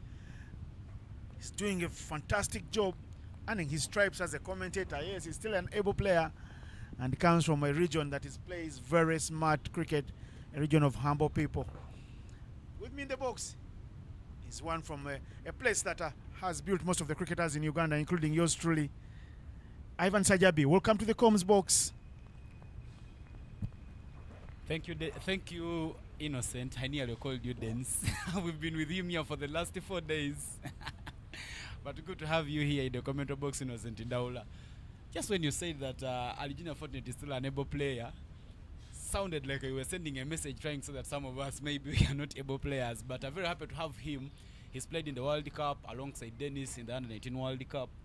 Brilliant to have both of them in the commentary box with us. But Zakia Ali, who has done no fault in the first over, will be back. In the first over, she considered only 2 runs, and she's given the second over. Second time she's done this. Even yesterday in the first over, she went for 2 runs. Very good bowler. And I like her bowling strides. Full flow, smooth, everything nice. That's what the coaches want to see. It's Uganda who are building 40. They need a partnership at the front. The coaches desire to see that partnership going. Full face there. Again, Jimia. Flashing blade. Swing and a miss for her. I would like to see Jimia play with more control. Not throw her hands at everything within her vicinity. But more control. Have a look at the ball. Try to punch down the ground. Don't go for power. Otherwise, people would have been using pangas to peel potatoes back at home. But they use knives which are smaller because they've got more precision and there's more control with the knife than with the panga. Yeah, Jimia Mohammed is still struggling there to get some runs for Uganda. She's been at a dry run of runs. She's not been getting runs for the team, but she's one of the batters who always resurrect and get runs. In 2022, she went about 4 games without scoring runs, but the day she resurrected, she managed to get the best batter award there for Team Uganda. A very, very brilliant batter she is. You could trust her. At the Schools Cricket Week, just a few months ago, she didn't get the runs, but she walked away with the best wicketkeeper accolade. That is a hit very hard by Jimia, but there is protection in the deep. The keeper, the bowler Zakia calling out for the ball to be thrown to her end. And yes, it goes to her hand, but Jimia is happy to get a couple of runs there. She was building a wall of attrition, scoring nothing and getting nothing. But she gets 2 runs there. 4 from 11 is still below standard in T20 cricket. The number of balls wasted up from there where you could have gotten 1. She was swinging very hard and there was no control from her swinging because there was no touch of the bat to that. And a little tickle. That is smartness. You get 2, you get 1, you keep the scoreboard ticking. That's the name of the game in T20 cricket. I believe, Innocent, one of the things that the coaches should be telling Jimia Mohammed is try and make sure that she looks for the singles try and make sure that she keeps the scoreboard ticking, to make sure that she doesn't pile pressure to the receding batters. She needs to make sure that she keeps rotating the strike. Maybe let her not go for the big hits, but that is the dugout there for Team Uganda on your screen, headed ably by Yusuf Nanga. That is Patricia Timong Fiona getting some luck there. Fortune favors the brave. It was a wild swing from her, but she's running also very quickly. And there's a big shout for run out. Umpire, the square leg there. Cosmos Aweko just says she was in, home, safe and dry. Some brilliant running there from the two batters as we come to the end of the fourth over. 18 for 4 is the current score for a loss of no, I beg your pardon, 18 for no loss after 4 overs is the current score on your screen. But that's the replay there coming your way. Some bit of inside edge there from Timong Patricia. Beats the wicket keeper to the boundary, and Uganda manages to pick up a double. Brilliant running between the sticks. That was the close call there for the run out. But Consulate Aweko, the umpire, looks like she was in a very good position to see how everything moves.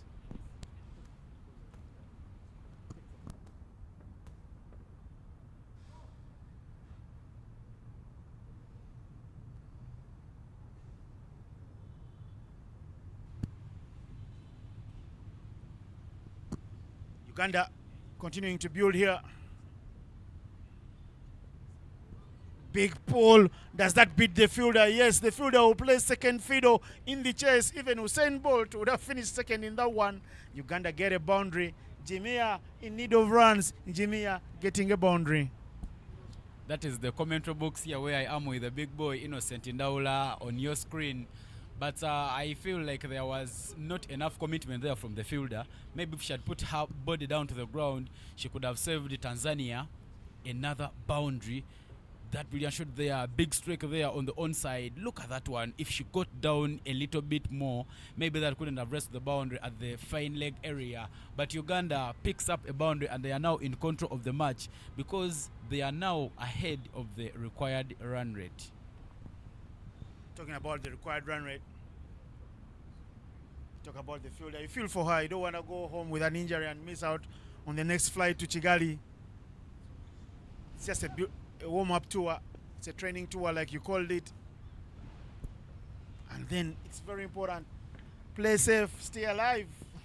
Yeah, but Innocent Naula, in most cases, what you do in training is what you do in the match. If you can't put your body down on the ground, you could replicate the same during the match. But a very brilliant comeback there from England Geoffrey as she picks up a dot ball there for Team Tanzania.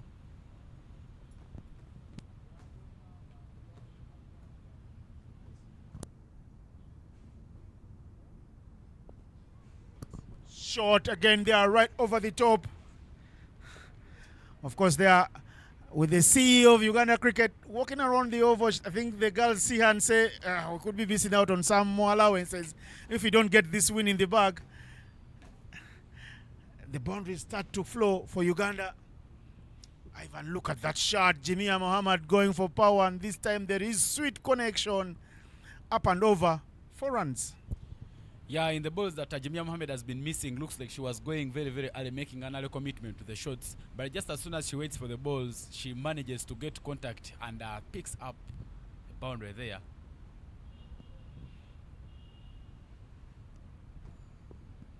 Again, cut, but cut straight to the fielder. There won't be runs for Jimia, who is tremendously improved her strike rate. Uganda in full control, not yet in cruise control, but in full control of their own destiny at this level.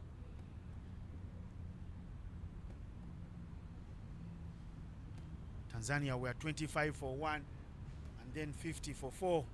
Uganda don't want to borrow from or drink from the same cup. Touch and go, sensibly trying to run. Is she safe? No, the calling. There are different networks. One on Laika, another one on MTN. I don't know why Jimia Mohammed is blaming that on Timong Patricia, but that was a ball played straight to the fielder. If they are taking a risk of going for that run, maybe Uganda could have been quickly 26-1 at this moment. Commentators cast again almost they are coming into play. I must stay away from the talking about the bad things that could happen in a match. But here is England Geoffrey Omurama with a full toss that goes unpunished. Jimmy again trying to play her favorite uppercut shot, but this one deserved a full face. Hit it through the covers. Let it go for 4. Yeah, Jimia could have tried to place her ball, her leg, the front foot a little closer to the ball. That's how you get enough power and connection to make sure that you pick a boundary or some runs for your team. But 26 runs so far there for Team Uganda. A 26 runs partnership there between Jimia Abdallah and Timong Patricia. Jimia contributing 13 of 18 and Timong 12 of 12. The partnership of 26 coming off 30 deliveries. These two from South Cricket Academy with their chairman Felix Musana on ground today, alongside Richard Oluka, who is the president of the fans of SCA, could be trying to make sure that they send some pride. 26 for no loss after 5. Tanzania will take a change in the bowling attack.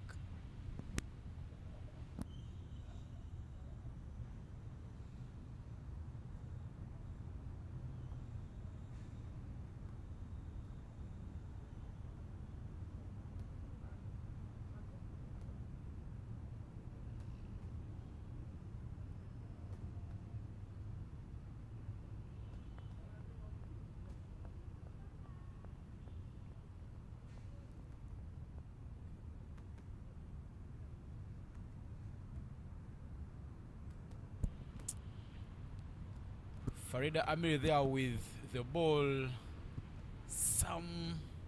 Uganda will pick up an extra run there, and indication of by run is the call from the umpire Mike Okoth. Brilliant running and some bit of game awareness between the two batters, knowing that that was missed by the wicket keeper, and they scamper very quickly for a single.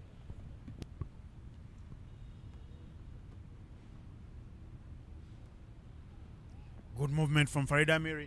She's not trying too much, but she's trying to be very accurate. You can see short bowling run up, but she's trying to generate some additional pace as she reaches the bowling crease with her quick arm action. Farida Amiri, we saw her with the bat. She was not out. 5 from 20. Big shot. Straight in the covers.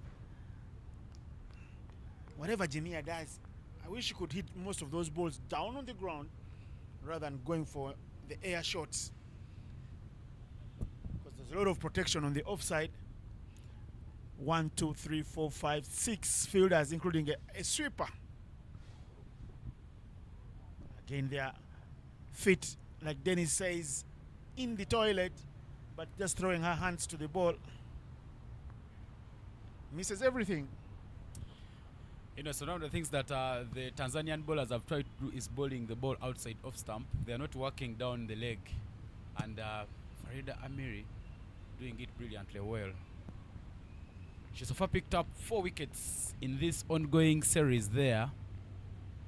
Brilliant spells from her, 4 wickets, with the best figures of 15 for 2 and an economy of 5.69. Not far away from what you could need, not far away from the economy you could need in a T20 match. Again, hit hard, hit very straight. There's a quick single between the two Ugandan batters.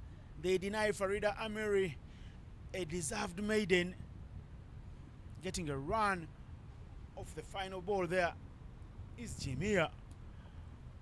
It's the end of the power play, and the score is 28 without loss.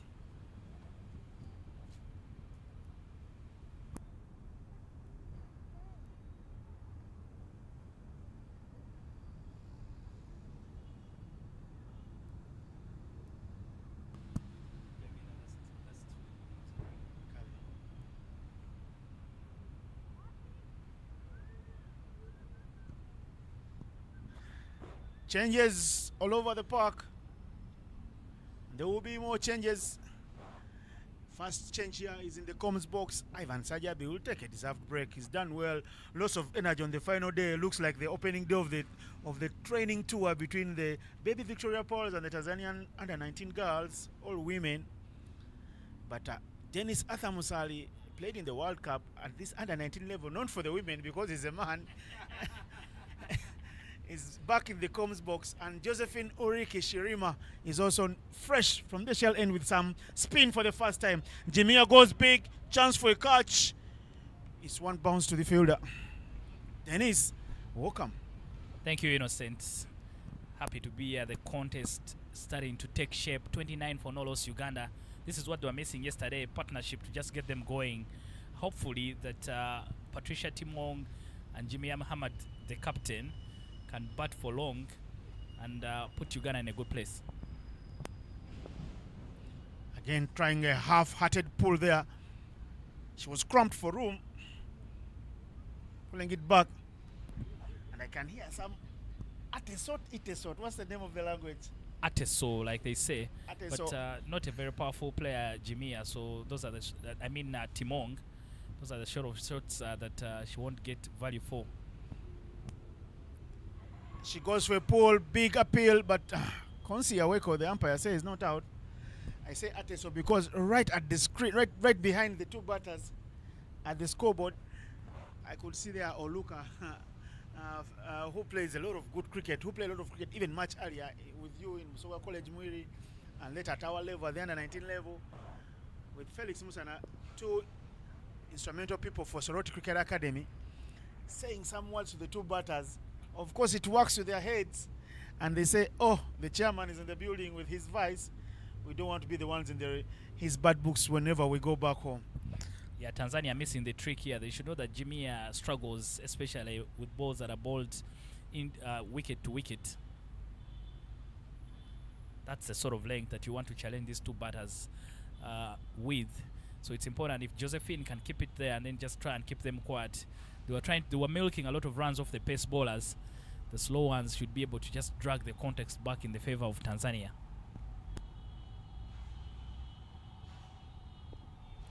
Shirima comes into the attack. Uganda set off for a quick single, and it was only made possible because this time round, Patricia Fiona Timong used soft hands. And then for me also, Dennis, to talk about the tricks. The other trick is that the spinners came on late, but more of that topic about why the spinners came on late after this over with the scores reading 32 for Nolos after 7.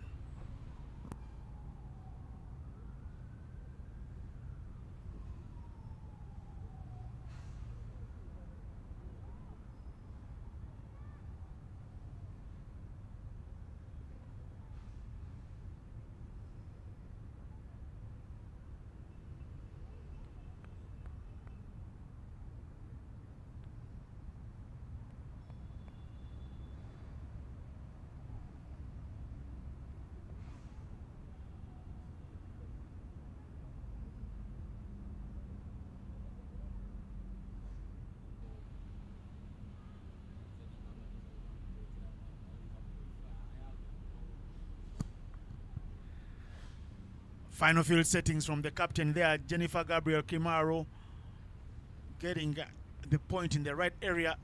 2 points there, a galley point and a point for Farida Amiri, because they've seen that young Patricia Timong likes to go big on the cut shot, and it's one of that fetches her many runs. I'll tell you, Innocent, all the players in this tournament, Tanzania or Uganda, like some width. So they've been very, very strong on balls that have width on them, but the bowlers have persistently bowled in the same places. Touch and go. Lots of sensible cricket there from the two. And there's a desperate diving effort. She does well to cut it off. Looks like that's Agnes Joseph Kwele in the covers. Yeah, Timong comes down on that ball beautifully. If you look at that, if she only just had enough power in that shot with just a little more power could beat that infield. And many times it's been like a corridor of uncertainty for Jimmy every time she's been bowled to in that fourth stump line, because she swings and misses, and every time you swing and miss, the fielding side all have their hopes high because you could get an edge to it. Big hit. Jimia goes home. Yes. Yes, she nails it. Is that the first 6 of the tournament? Dennis will confirm. Yeah, the first 6 of the series. Shot out of anger there from Jimia Muhammad, and she gets everything of it for half a dozen. Straight over the bowler's head. Any ground in the world, that could have been a 6 innocent. There are no fielders behind the bowler. Let's see the replay again in the slot, and Jumia goes after that bowling. It has enough power to just tickle over the boundary for half a dozen.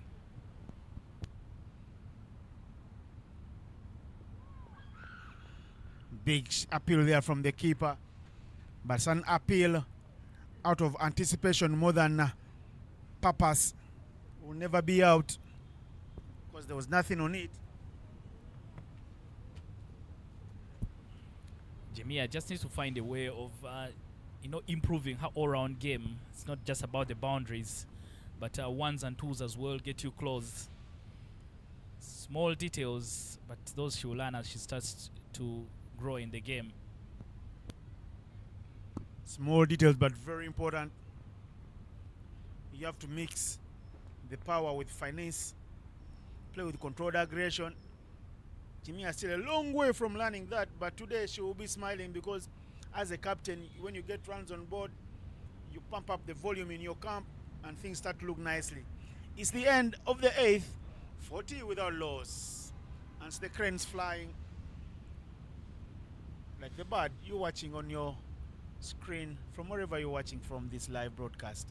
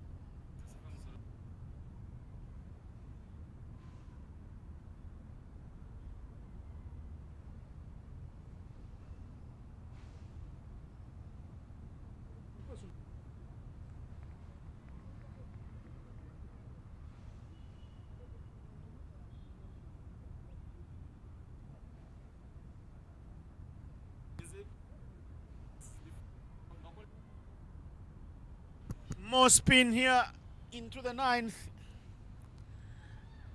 Was there faintest of edges? No, Josephine Urik Shirima. Innocent, I'll tell you, throughout this whole series, in the first game, Uganda struggled against the left-arm spinners from Tanzania. But throughout the series, they've been able to improve on the strike rate against them, which is a very, very good thing. First over went for 4 runs. Touch and go. Sweet stuff. The appeal is good. And Patricia Fiona Timong, take a walk because you didn't run with conviction.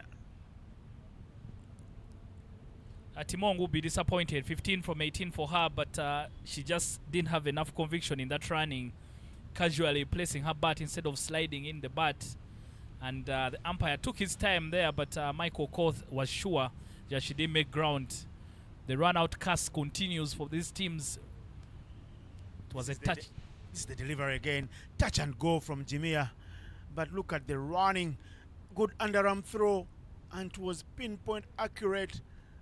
The appeal was half-hearted. But I tell you, once you appeal and the umpire says, yes, and you're gone. And here's a better angle for the run out. Nowhere in the frame. And yes and no. But yes, the umpire's word will always be final. Yeah, very, very good decision there from Michael Koth from that angle. Jimia Timong wasn't even in the frame by the time the throw was coming in. And very good skills there to just underarm the ball and directly hit the stumps. 9 run-outs so far in the tournament. The captain, Nema Pius Justin, trying to offer some words of wisdom to her troops. I think she's been at this level before, but now, of course, she's stepped up. And she is the captain of the Tanzania women's team. Had some good games at the African Games in Ghana where we were innocent. The Tanzanian team plays some wonderful cricket. And of course, they were unlucky to miss out to the host Uganda last year in December. Certain time they were 50. They had Uganda 5 for 3. But Uganda got away and were able to score at least 100 runs in that game. Right in the middle, touch and go.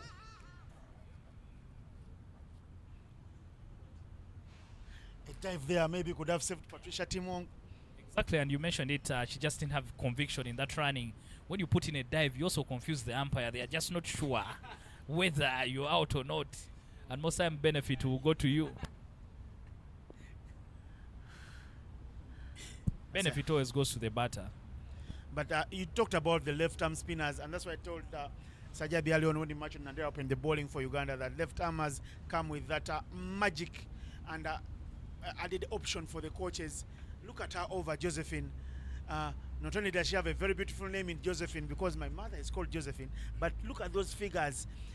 4 runs in her 2 overs, yet to pick a wicket, but there was a run out because of her bowling. And the score is 40 for 1 after 9 overs. Yeah, 40 for 1 is Uganda, is where Uganda is. That opening stand between Timong and Jimmy Muhammad broken just a while back. 53 from 66 balls is what Uganda needs. As Fortunate Arijuna joins me here in the commentary box. Fortunate, what do you how do you think Uganda should manage the rest of the ranches from here on? Yeah, I think they should get to know. They should get to know that it has been the spinning combination of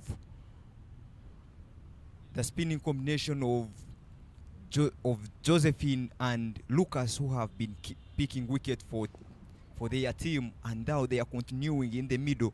They should find a way of how to try as much as possible to keep into the thing. Yeah, there was a chance of a run out there, completely missed by Tanzania because Lona was struggling to make ground.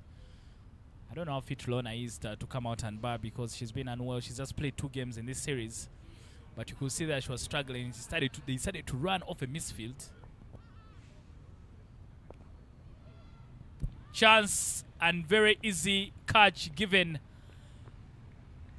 Agnes Joseph Kwele takes the catch to dismiss the captain, Jimmy Muhammad Abdallah.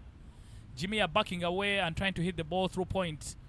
But unfortunately, it only finds the waiting hands of Agnes Joseph Kwele. Uganda lose their 2nd wicket.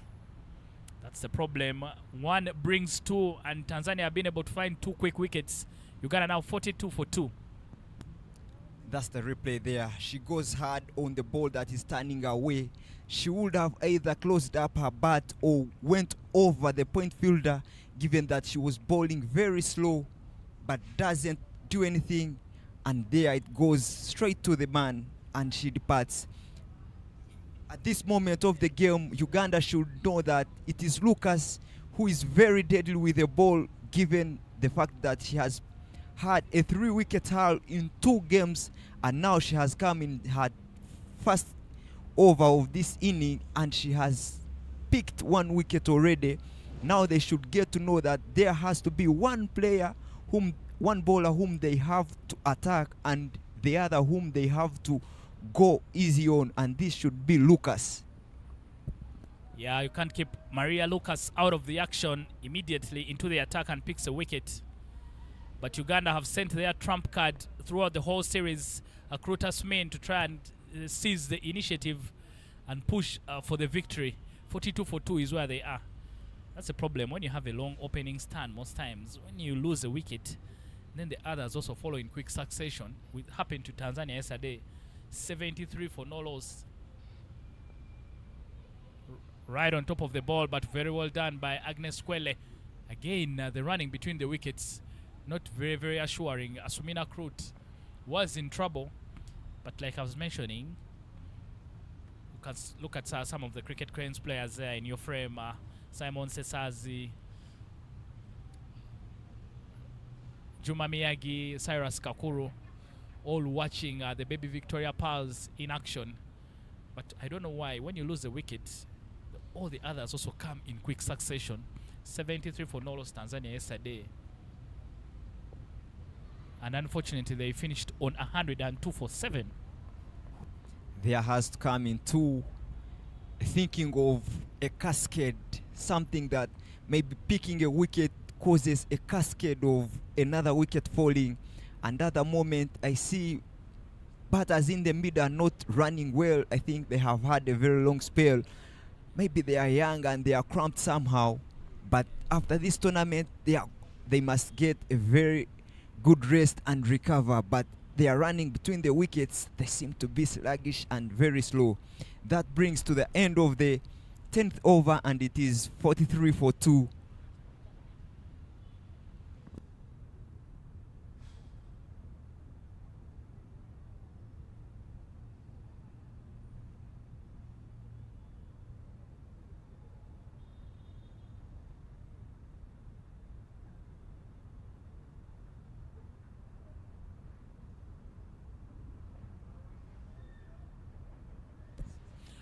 For 2 at the halfway stage. 50 from 60 balls is what Uganda needs. Sounds easy. Full toss, but straight to the fielder. That should have been punished. They always say that the good players are those that put away the bad balls. That's a bad ball. Should have been given punishment. Victoria Power's players there, Fiona Kulume, Sarah Kiteng, after a training session, relaxing here at the cricket oval.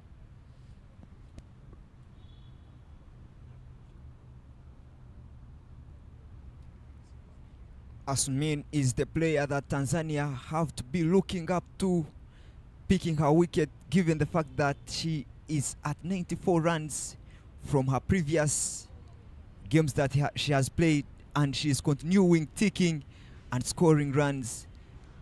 Before she comes into bat, she was just trailing behind Joseph, the captain, by just 8 runs, and she continues the dominance to chase down those runs. Maybe, hopefully, to become the best batter of the series and lead to getting the 4th win for Team Uganda out of the 5.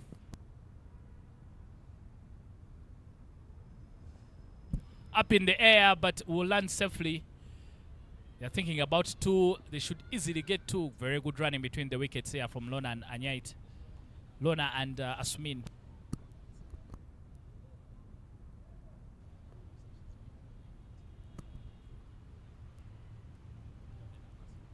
Agnes Joseph has a total of 102 from the 5 innings she has played, and before Asmin came into bat, she was at 94 runs, and now she adds on 4, making a total of 98 runs. And that's the kind of player she is at the moment. She had 2 not outs, and now she continues leading from the front as a perfect all-rounder for Team Uganda. We saw her doing very well with the ball, picking 3 wickets in 2 games, and now here she is continuing with the bat, leading her team to victory. Yeah, she's had a fine series, Asumina Krut, with both bat and ball. Proper all-rounder for the team. And she has also been very, very agile in the field. She's taken the catch of the series so far.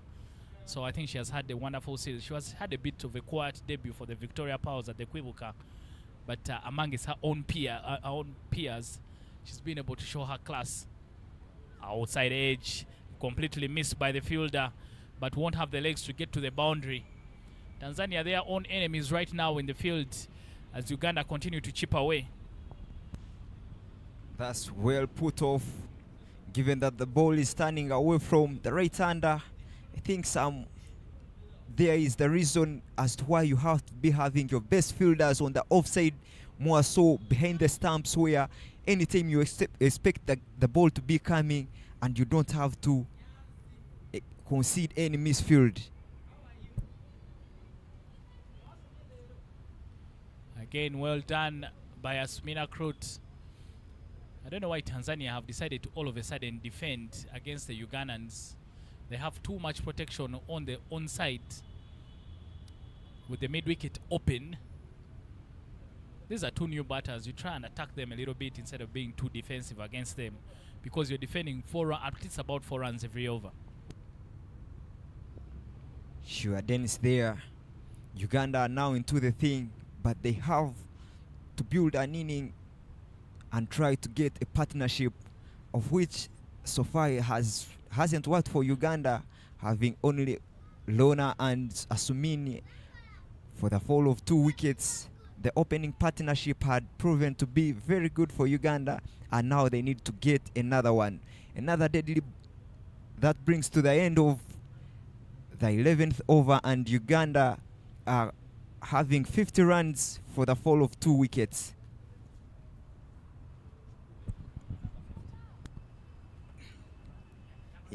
In the commentary box, I've been joined in by Mr. Ivan Sajabi. You are welcome back into the commentary box, Mr. Ivan. Thank you so much, Fortunate. Some bit of beautiful looking shot there from Akurut Asmin. It doesn't find the boundary, but Uganda manages to pick up 2 runs. Brilliant running there. The placement of the ball was very, very good. It just beat against Joseph Kwele, and Uganda picked up 2 runs.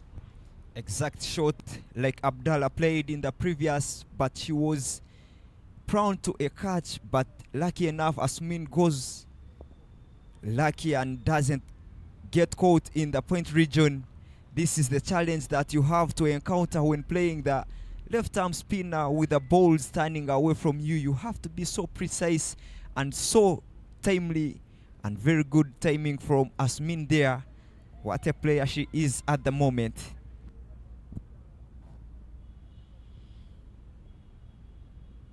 Maria Lucas there. She's bowled brilliantly well there for Team Tanzania. She's bowled 1.2 overs, 1.3 overs, and considered only 5 runs. Picked up a wicket as well.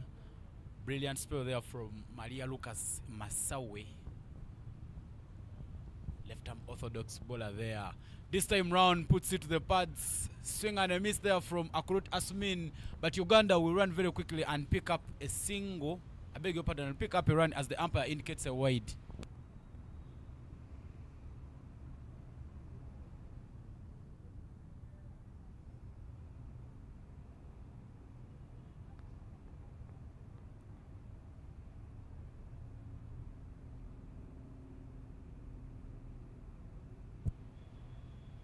This time round, she drops it wide, far wide from the wide mark. Extras have started flowing for Team Uganda. Uganda was generous in their innings, giving Tanzania a total of 21 extras. Looks like Tanzania is also paying back the generosity to Uganda. A bit full there. That is not the blade of Lona Anite, but a beautiful catch there taken by the captain for Tanzania under 19, Jennifer Gabriel Kimaro, to give Tanzania the 3rd wicket. She continues with her reputation of picking the middle order of Uganda after the power play. There she goes, bowled outside off with width, and she tries to go for a bigger shot. In the end, she doesn't get the timing right to beat that gap and just ends into the cover fielder, where she does no mistakes and takes the easiest of catches so far she has taken. Yeah, but that ball was there for the hitting, Fortunate. A full ball dropped outside off stump. No risk of hitting your wickets. It's one of the balls where you need to stretch as much as you can and you hit it as hard as you can. Maybe if it could beat the fielders, you easily pick up a boundary or even give a fielder at extra covers some bit of work. Very well said there. But she doesn't get the execution rate, though the intent was clear, but she doesn't get that gapping correct. Had it beat the fielder, it would have raced for a boundary, having a gap in the end at the sweep field, but doesn't get her way, and another wicket drops. Out of the dugout for Team Uganda is a left-handed batter, Nandera Immaculate. She's been coming in the middle order and looking for some runs. Now there she comes in when Uganda needs only 38 from 8.2 overs.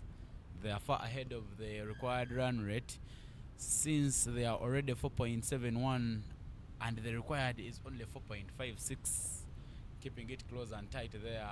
Team Uganda try and make sure that they pick a 4th victory in the ongoing 5 T20 matches series. But the left-handed orthodox spinner will change the bowling side, and this time round she'll come from over. Outside off stump is a call there by the umpire, as that is far wide from the reach of the batter. Yesterday we saw Nandere Immaculate getting bowled, clean bowled off the left arm orthodox, and it's the same scenario. She's facing the left arm orthodox again. Work down the pads, sloppy pick up there, being a bit cautious in the way she goes down to the ground, and Nandere Immaculate gets off the mark with a single. The left arm combination against the left-hander, but shouldn't be much of a challenge given the fact that the ball will be turning into the left-hander, and that hopefully doesn't pose a challenge to Nandere. But left-hander bowler bowling to a right-hander batsman, it's a bit of challenging given that the ball is turning away and requires much skill set to play such a balls. A bit of flight onto it, very, very slow delivery there, trying to make sure that she lets it spin, but Maria Lucas completes her over. It's been a bit expensive, 7 runs coming off it, and 57 for a loss of 3 is the current score after 12 overs.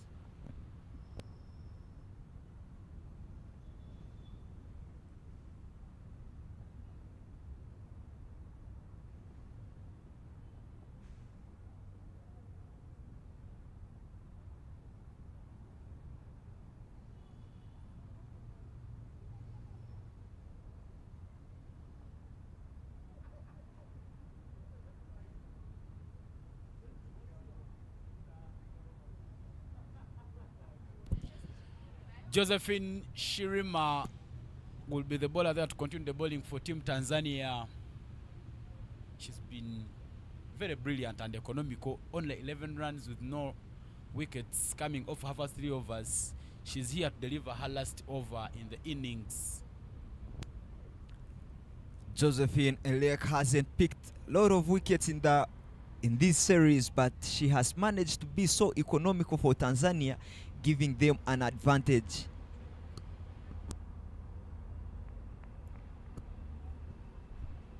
Her economy is averaging 3.4 in the past games she has played, and she continues at an average of 3 and yet to bowl.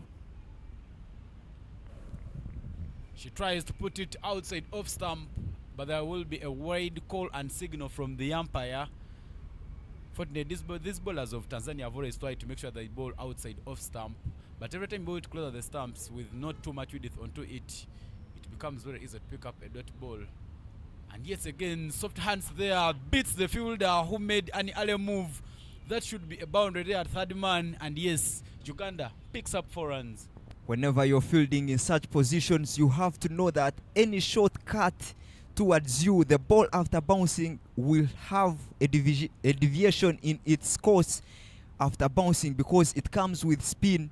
And as a bowler, you have to know the strength of left-handers. We've seen them very good at pull shots. We've seen them very good at cut shots, and Nandere has proved it right that she can cut as well, so don't give width to her.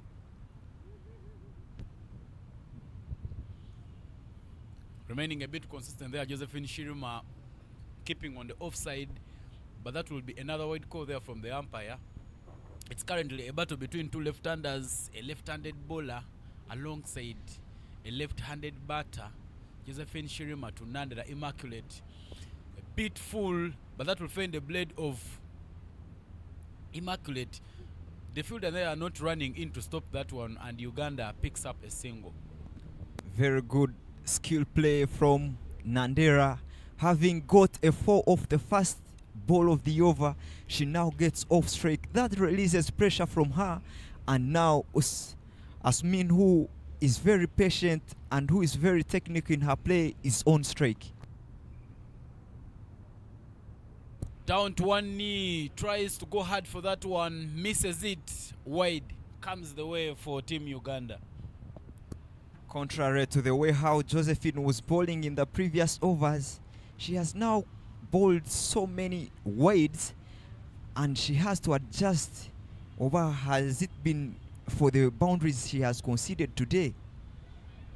Down to one knee, misses it. Tanzania picks up a wicket. LBW, Asmin Akrut, trying to go to the onside off a straight delivery, and Uganda loses the 4th wicket.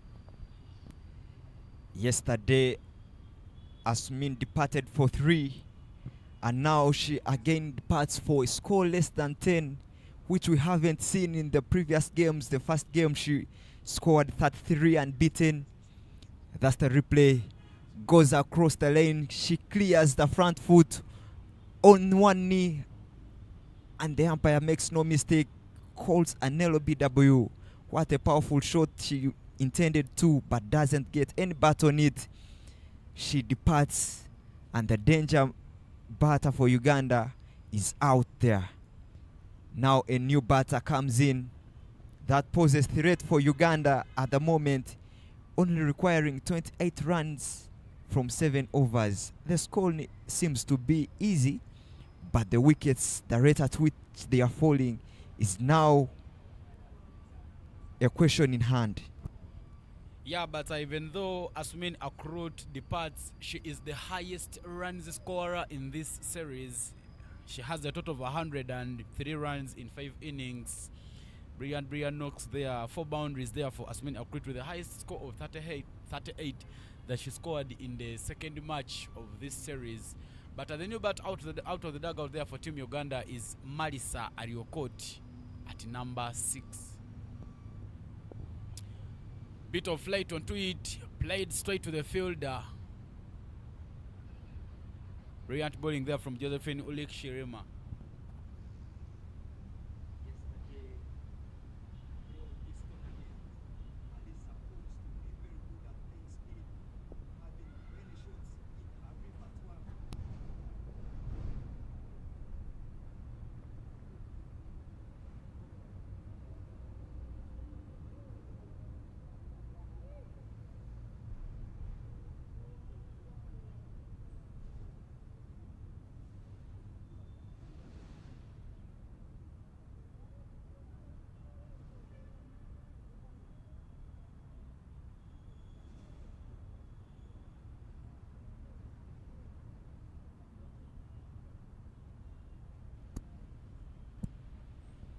Bit of width onto it, and yet another extra there for Team Uganda. A very, very costly over there. 5 wides so far in this over by Josephine Shirima. With her experience, run up, she should be disappointed. Swing and a miss, picks up a dot ball, and that's the end of the over. Josephine Ulik Shirima completes half over spell, conceding 21 and picking up a wicket. 67 for a loss of 4 is the score after 13 overs.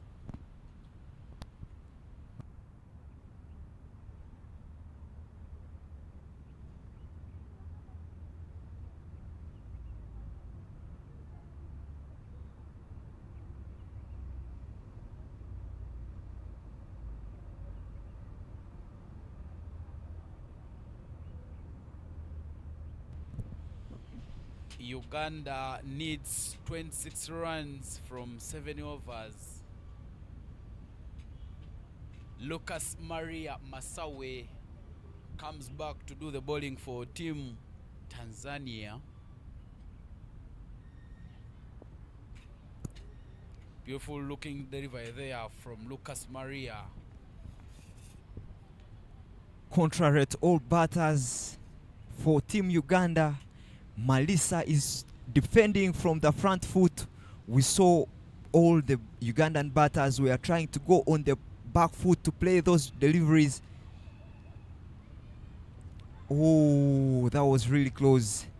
But Malisa has a good skill set, playing spin, coming straight to the stumps where need be, or going back on the short balls that are delivered. That's the replay there. She goes back and uses her soft hands, squeezes into the gap. There is a very quick throw. Oh, she lands safe, and direct throw. Yeah, some good intention there from Agnes Joseph Kweli, taking a shot. The stumps hits them, but the batter was safe at her ground.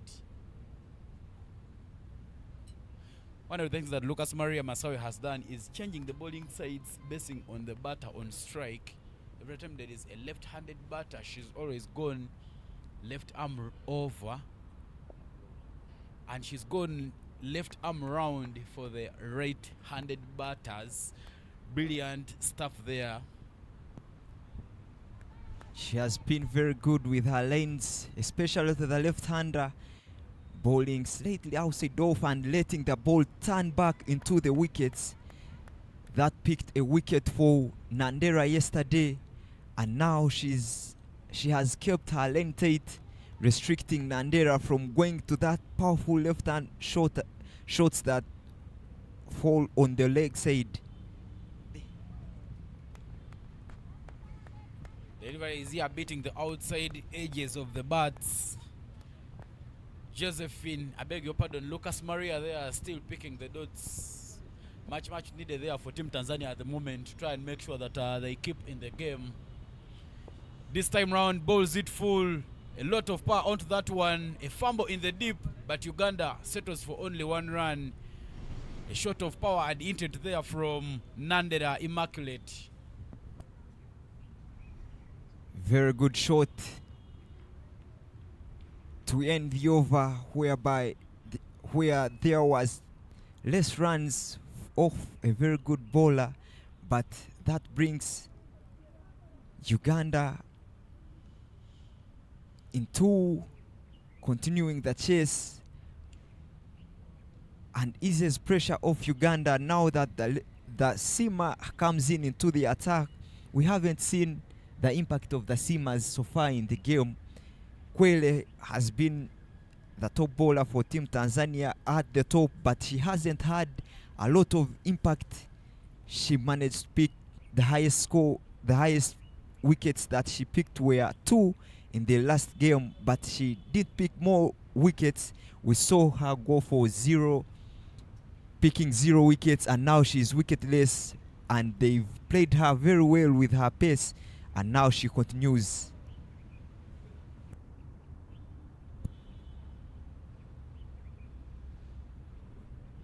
Against Joseph Kweli, who is featured for the senior women's team. She was right in Uganda Entebbe in December during the ICC Women's Global Qualifiers for Team Tanzania. Now there she comes, deliver her 3rd over. She's bowling it round the wickets, and that comes the pads whacked round down the leg, and Uganda picks up a single.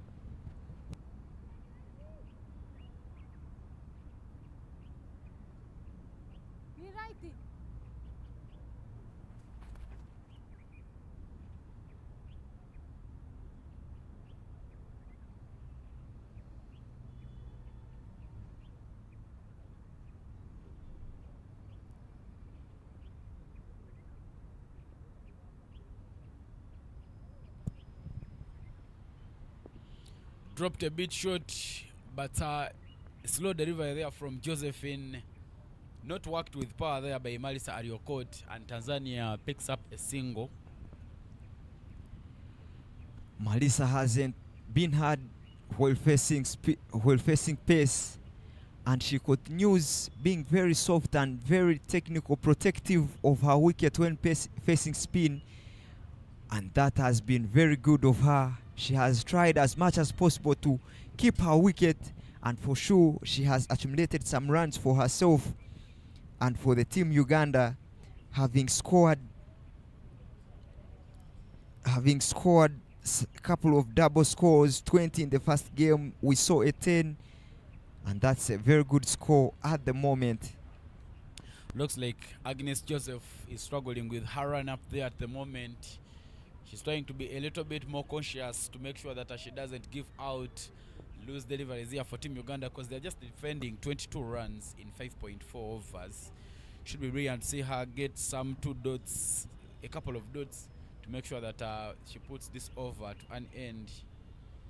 Sure, given the fact that runs are very small, and now it keeps you thinking, what should I do? Which lanes should I hit? And that has been so hectic for the top bowler for Tanzania. Just as soon as she decides to bowl, She delivers a wide delivery there. Another extra there for Team Uganda. Uganda gets the 12th extra in the match.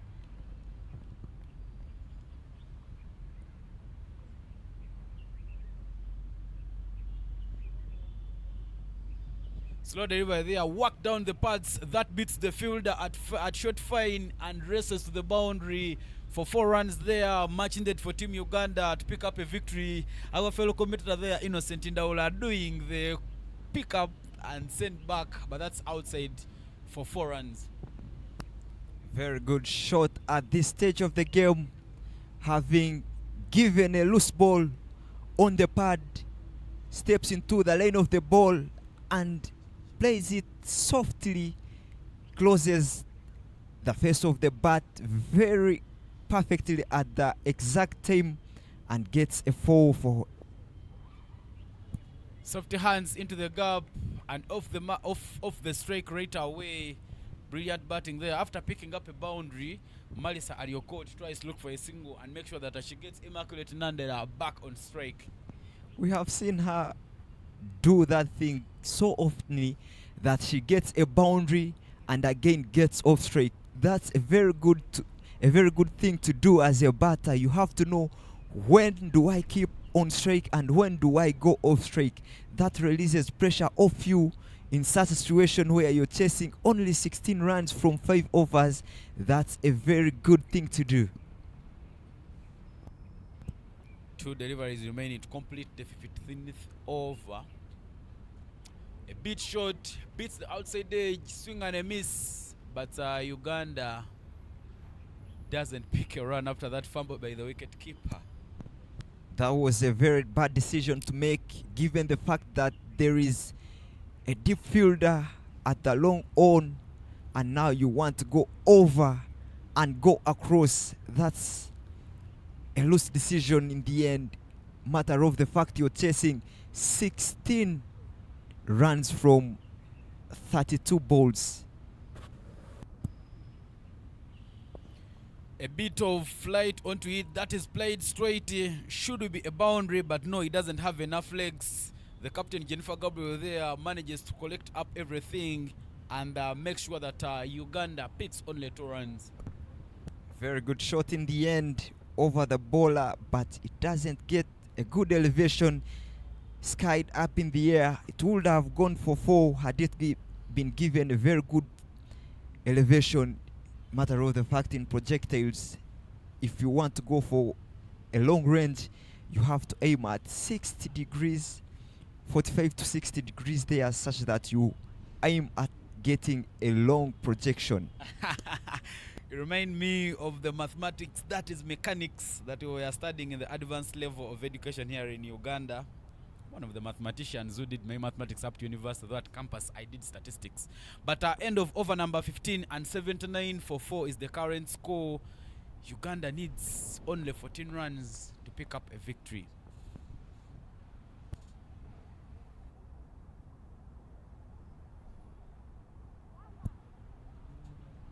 Farida Amiri Kinyumbi will be the bowler there to continue the bowling for Team Tanzania.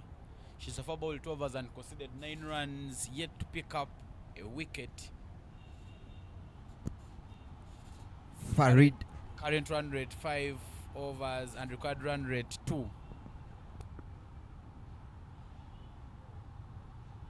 Very full there onto the blade of Marisa Ariokot, and she manages to pierce it into the gap.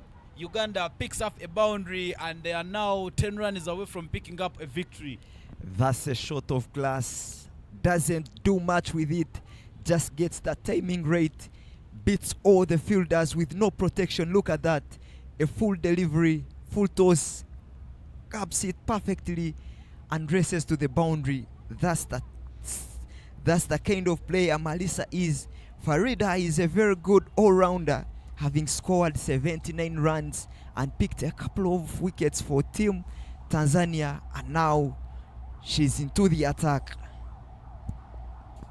Softy hands, but that is straight to Agnes Quell at point. No run taken by Uganda.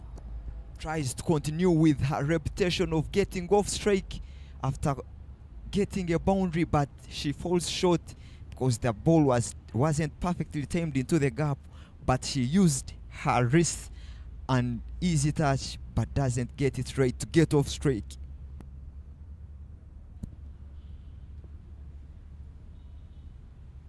Marisa, you're caught there with Sampa hitting 11 of 9 so far.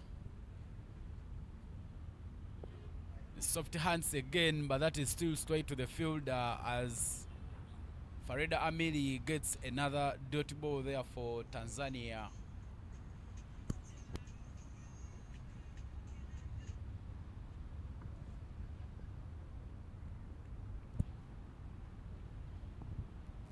A very short ball there from Farida Amiri, but not receiving enough punishment.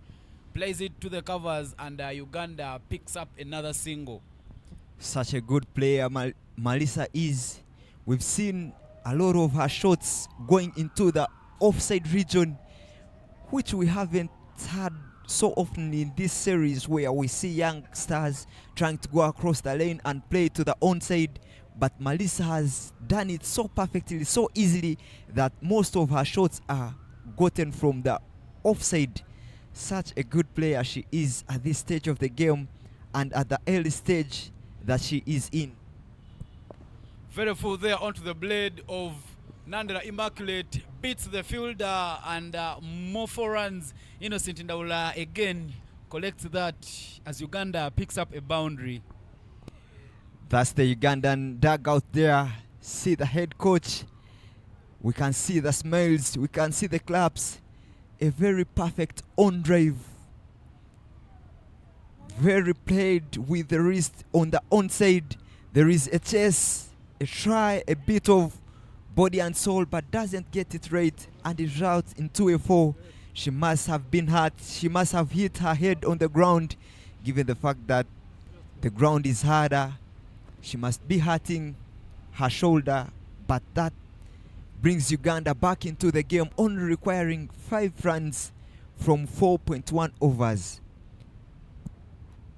Very, very close there to picking a 4th victory in the ongoing 5 T20 matches series between Tanzania under-19 and Uganda under-19. The tournaments are preparing to go to Dar es Salaam, I beg your pardon, to go to Kigali next month, where they'll be playing in the under-19 World Cup qualifiers. That's the way she hurt her shoulder. That must be hurting. But the 12th player is already on there to continue the bowling for Team Tanzania. This is the last match of the 5 games that have been played at this beautiful venue. Tanzania having batted first, winning the toss. They have scored a total of 93 runs. But at the moment, Uganda needs only 5 runs to pick up a 4th victory at this series. We've had brilliant cricket being played at this oval. As Farida Amiri changes the bowling side, she will be going right arm round for the left-handed batter. Played again to the same area, but there is protection this time round. Uganda manages to pick up yet just a single run. I love the way how Immaculate is doing her thing. It takes training, it takes perfection to play consecutive on drives, of which we have seen with Immaculate Nandera. Very good class. 16 overs have been bowled. We are now into the last 4 overs of the match. 89 for 4 is the score. But at this moment, we shall take a change in the commentary box as Innocent Ndaula and Dennis Musali will take you in the remaining bit of the match. Well done, Ivan. Unfortunate, awesome voices throughout this whole series. Big flowers to the 2 of you for doing a perfect job and making sure that the series is alive and well with some of your interesting insight throughout the whole series. So well done to you, especially Fortunate, who was doing it for the first time. But Ivan is a man who's learning his craft and learning very fast. So the flowers for you guys. You can cross the road and go to game and pick them up because I've bought them for you. But they must use their own cash for now. Your check yet to mature. But we come in at the tail end here to take it home. 4 runs needed from 4 overs. Someone can say Uganda can close their eyes and will still cross the finish line. Yeah, very true. A lot of time and balls to go for the Ugandans, but they just need the 4 runs. Immaculate Nandera and Malisa Ariokot, I think, will ensure that this is a successful run chase for the Ugandans and will be able to close out the series 4-1. Agnes Kwele, 31 games for the senior team of Tanzania, the vice captain of that team, here bowling to fellow senior counterparts who are riding very hard, but they won't take the trouble or the risk of trying to steal a second run there. Safety first, 3 for victory. They know they will cross the line, but this is what seniority does for you, Dennis. Malisa Ariokot and Imagine Nandera have played for the Victoria Pearls. They carry this experience into this junior setup, and it's surely telling the difference. You can't buy that in the supermarket. Yeah, exactly. At the senior level, they are the junior players, but amongst their peers, they have to be the senior ones, and they've made sure they take the responsibility of anchoring at the middle order and ensuring that Uganda don't lose any more wickets. Wides it will be unnecessary at this level. Umpire Konsi Aweko looking sharp. Hardly any glitch in her stint as an umpire now. She still plays, yes, but she's earning her stripes. Yeah, I must say, Innocent, I think the future is now for Konsi Aweko. She's clearly starting to make a name for herself as an umpire. Hit straight to the covers there. 1 run because the fielder had to go around a bit to cover some ground before she would cut it off. He just didn't say it, but the future is clear, not even clearer. The future is clear for Konsa Aweko. We know which direction she'll take soon after playing now. Yeah, very true. I think maybe for her, she's realizing that as she comes to the back end of her playing career, over 100 plus international wickets for the Victoria Pearls. Most times you don't want to be tapped on the shoulder. You want to make sure you go out on your own terms, but she needs the experience as well before she can transition into being a match official. She needs experience like this in games like this. Not a case of jumping or being pushed. It's a case of amicably moving on, because that's what life is. And she has done her time. She's been brilliant for the Victoria Pearls. I think she will leave the stage a very happy lady. Another shot down the line. Do they get one? Yes, they are running very quickly. Jet healed the 2.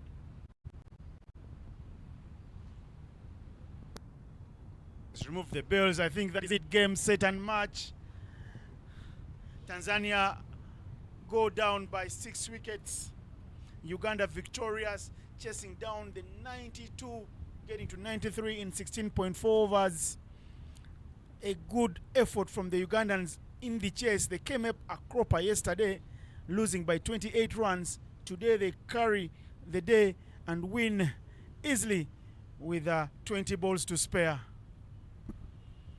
Not enough runs for Tanzania. Uganda getting home and closing out the series 4-1. But a brilliant training series between the two sides as they prepare for the Under-19 World Cup qualifiers coming up next month. Uganda already laying down the marker for the tournament. Tanzania were at the semi-finals at the last qualifiers in 2022. But 2 years on, things have changed. Look at the batting scorecard for the Ugandans. Jimmy Hamad at the top of the order, the captain, leading from the front, 25 from 35 balls. They had a wobble, losing 2 quick wickets, Asmina Krut and Lona Anite. But the experienced duo of Immaculate Nandera and Marisa Ariokot taking Uganda home and being able to pick up the victory with 20 balls still to play. 93 for 4 is where the Ugandans will finish. 13 extras gifted to them by the Tanzanians. But a brilliant effort here from Team Uganda, the hosts. This is the bowling scorecard for Team Tanzania. Agnes Joseph Kwele, the senior, they are not getting any wicket, but the standard bowler is Maria Lucas Masawe, 2 for 12 in 3. That is very economic and very good. Josephine Urik Shirima, the left armer, 1 for 21. The other guys, not a wicket, but good spells nevertheless, because it was a small total they're trying to play around with. England Geoffrey Omorama, her 1 over went for 8. Zakia Ali Mbewe, 2 overs went for 8. There will be no love lost for Farida Amiri Kinyumbi, whose 3 overs as well went for 19, the most expensive of the lot. But the extras, 13 given to Uganda, could be the difference. But Uganda as well gave 21 extras. The chase done with 20 balls to spare. fantastic, emphatic effort. And this is the match summary, Dennis. Yeah, done and dusted. The contest between these two sides has been competitive throughout. The only game where we didn't have 100 runs set by the team that batted first, Tanzania finishing on 92 for 9, then Uganda ensuring that the run chase is successful for them. So overall, on the context of the series, Uganda winning 4 and Tanzania picking up the solitary victory yesterday. But a very, very good warm-up for the two teams, as they will be heading to Rwanda next month to try and make sure that they pick up the one slot to represent the rest of Africa at the World Cup that will be coming up next year in Malaysia and Thailand. And these two teams, Dennis, will be the envy of the continent because they've had useful warm-up, build-up tour, and such a tour goes a lot into what you prepare over the next 1 month, because from now to then, they'll have over 20 days to do final preparations. And this is the highlights package of the match. When Uganda won the toss, there was a flashing drive there from Jennifer Gabriel Kiroma there, the captain, and the wicket came through then thereafter. But it's been a day that Uganda has bossed and truly owned here at the official home of cricket in Uganda, Lugogo. Yeah, the weather has been kind for the last 4 match days, and all 5 T20 matches as planned have been able to happen. The highlights from the first innings, a couple of misfields by the Ugandans, but Tanzania this time unable to get out of the blocks quickly as they did yesterday. Lona Anite featuring for her second game of the series. She missed out the first 3 because of illness, but she's been able to come back and feature at least in the last 2 games, as she picked up a wicket as well in her spell. Lona, one of the players who have featured for the Victoria Pals. Patricia Timong has also been very impressive. One of the best catches of the series from Immaculate Nandera. And that's the beauty of having the field placings right. And then Patricia Timong, 2 wickets there in her spell, 2 for 18, always among the wickets, able to control things, and tells a lot about how Uganda have been mixing up things. The coaches will want to think that they have the team in a happy place. They have to watch that injury column as they move on, because Lona Nyait missing out earlier on, and then Malisa Ariokot, who's won the match today in the field with her fielding and with the bat, playing with a lot of strappings for her age, is not a good sign for any team, especially the physio, who would like to have a full set of players to give to the coach for selection. Yeah, very true. Not very far away from the qualifiers that started on the 19th. A flashing blade there from Patricia Timong. I think she's been tidy at the top of the order. Likes to work with the pace of the bowlers. She'll have a couple of notes to take from the series, especially against the slow bowlers. But on the overall, I think she's been value for money for the Ugandans. The Ugandans will take a lot from this series, I think, to give them a lot of hope as they go to Kigali, Rwanda, because together with Tanzania, they should be one of the favorites to move on to the World Cup. You very well said, Dennis. Tanzania, unfortunate to miss out the previous time. 87, they were 75 for 3. I'll never forget in that final against Rwanda. 75 for 3 in 12 overs, and then they fell all over the park thanks to Rosine Herrera. 87 all out at the end of the day, and then the flashing blade of Merve Uwase and the captain Gijeli Shimwe doing the damage in the chase as Rwanda coasted to victory right then. Yeah, Tanzania will be looking at making amends in a place that has not been a very good hunting ground for them, Kigali, Rwanda. Their under 19 boys missed out in the same place. The girls will try and go and rewrite history by being the first Tanzanian team to qualify for a major event. And as Tanzania take home, as Tanzania go back home, there will be no losers here. Uganda will take the trophy for the Bi-Lateral series, but Tanzania will be winners because they have earned the mileage and done a lot of work here and studied a couple of things about the Ugandan attack. They know now what to expect at this level, and the coaches in the Tanzanian setup, together with the experience of Monica Pascal Idi and Nema Justin Pius, who play for the senior team as well, will know they have their work cut out. Yeah, high stakes when they go to Kigali next month, because the reward for whoever wins that tournament will be a World Cup place. The second edition of the Under 19 Girls World Cup, the first one won by India in South Africa. This will be the second edition of that tournament in Malaysia and Thailand. So for the African teams, their qualification tournament starts next month in Kigali, Rwanda. 10 teams will be down, 14 teams will be in Kigali trying to battle for that one place to the World Cup. So it's going to be all hands on deck. It won't matter what happened, who won the series in Kampala, but the most important series to win will be happening in Kigali next month. A big African party awaits in Kigali for that one. And Dennis, whatever happens, you will very know that the future of women's cricket in Africa is very much alive, especially with the numbers that are coming up to play and with things like Bi-Lateral series starting to happen. You know that the associations are willing to chip in a little more money from their coffers and make sure that the women party, after all, the girls just want to have fun. Yeah, very true. Everyone will want to test World Cup success, and hopefully that another team will be able to get that opportunity to represent Africa. But this has been a production of the Deep End Media Sports channel, and we would like to thank each one of you who's been able to watch the 5 games here at the Lugogo Cricket Oval. But a big shout out to the young voices of Ivan Sajabi and Fortunate Alijuna, who've been on the commentary throughout the whole series. Innocent was able to join us today, but we thank you for watching. And be tuned, a lot of things coming up for Uganda cricket. PNG will be in town in September. So be rest assured that we shall be bringing you a lot more cricket for you to watch, especially from the capital of Uganda. But for myself, Dennis Musale, and the rest of the team, we thank you for watching, and we'll be back. We'll see you when we see you again.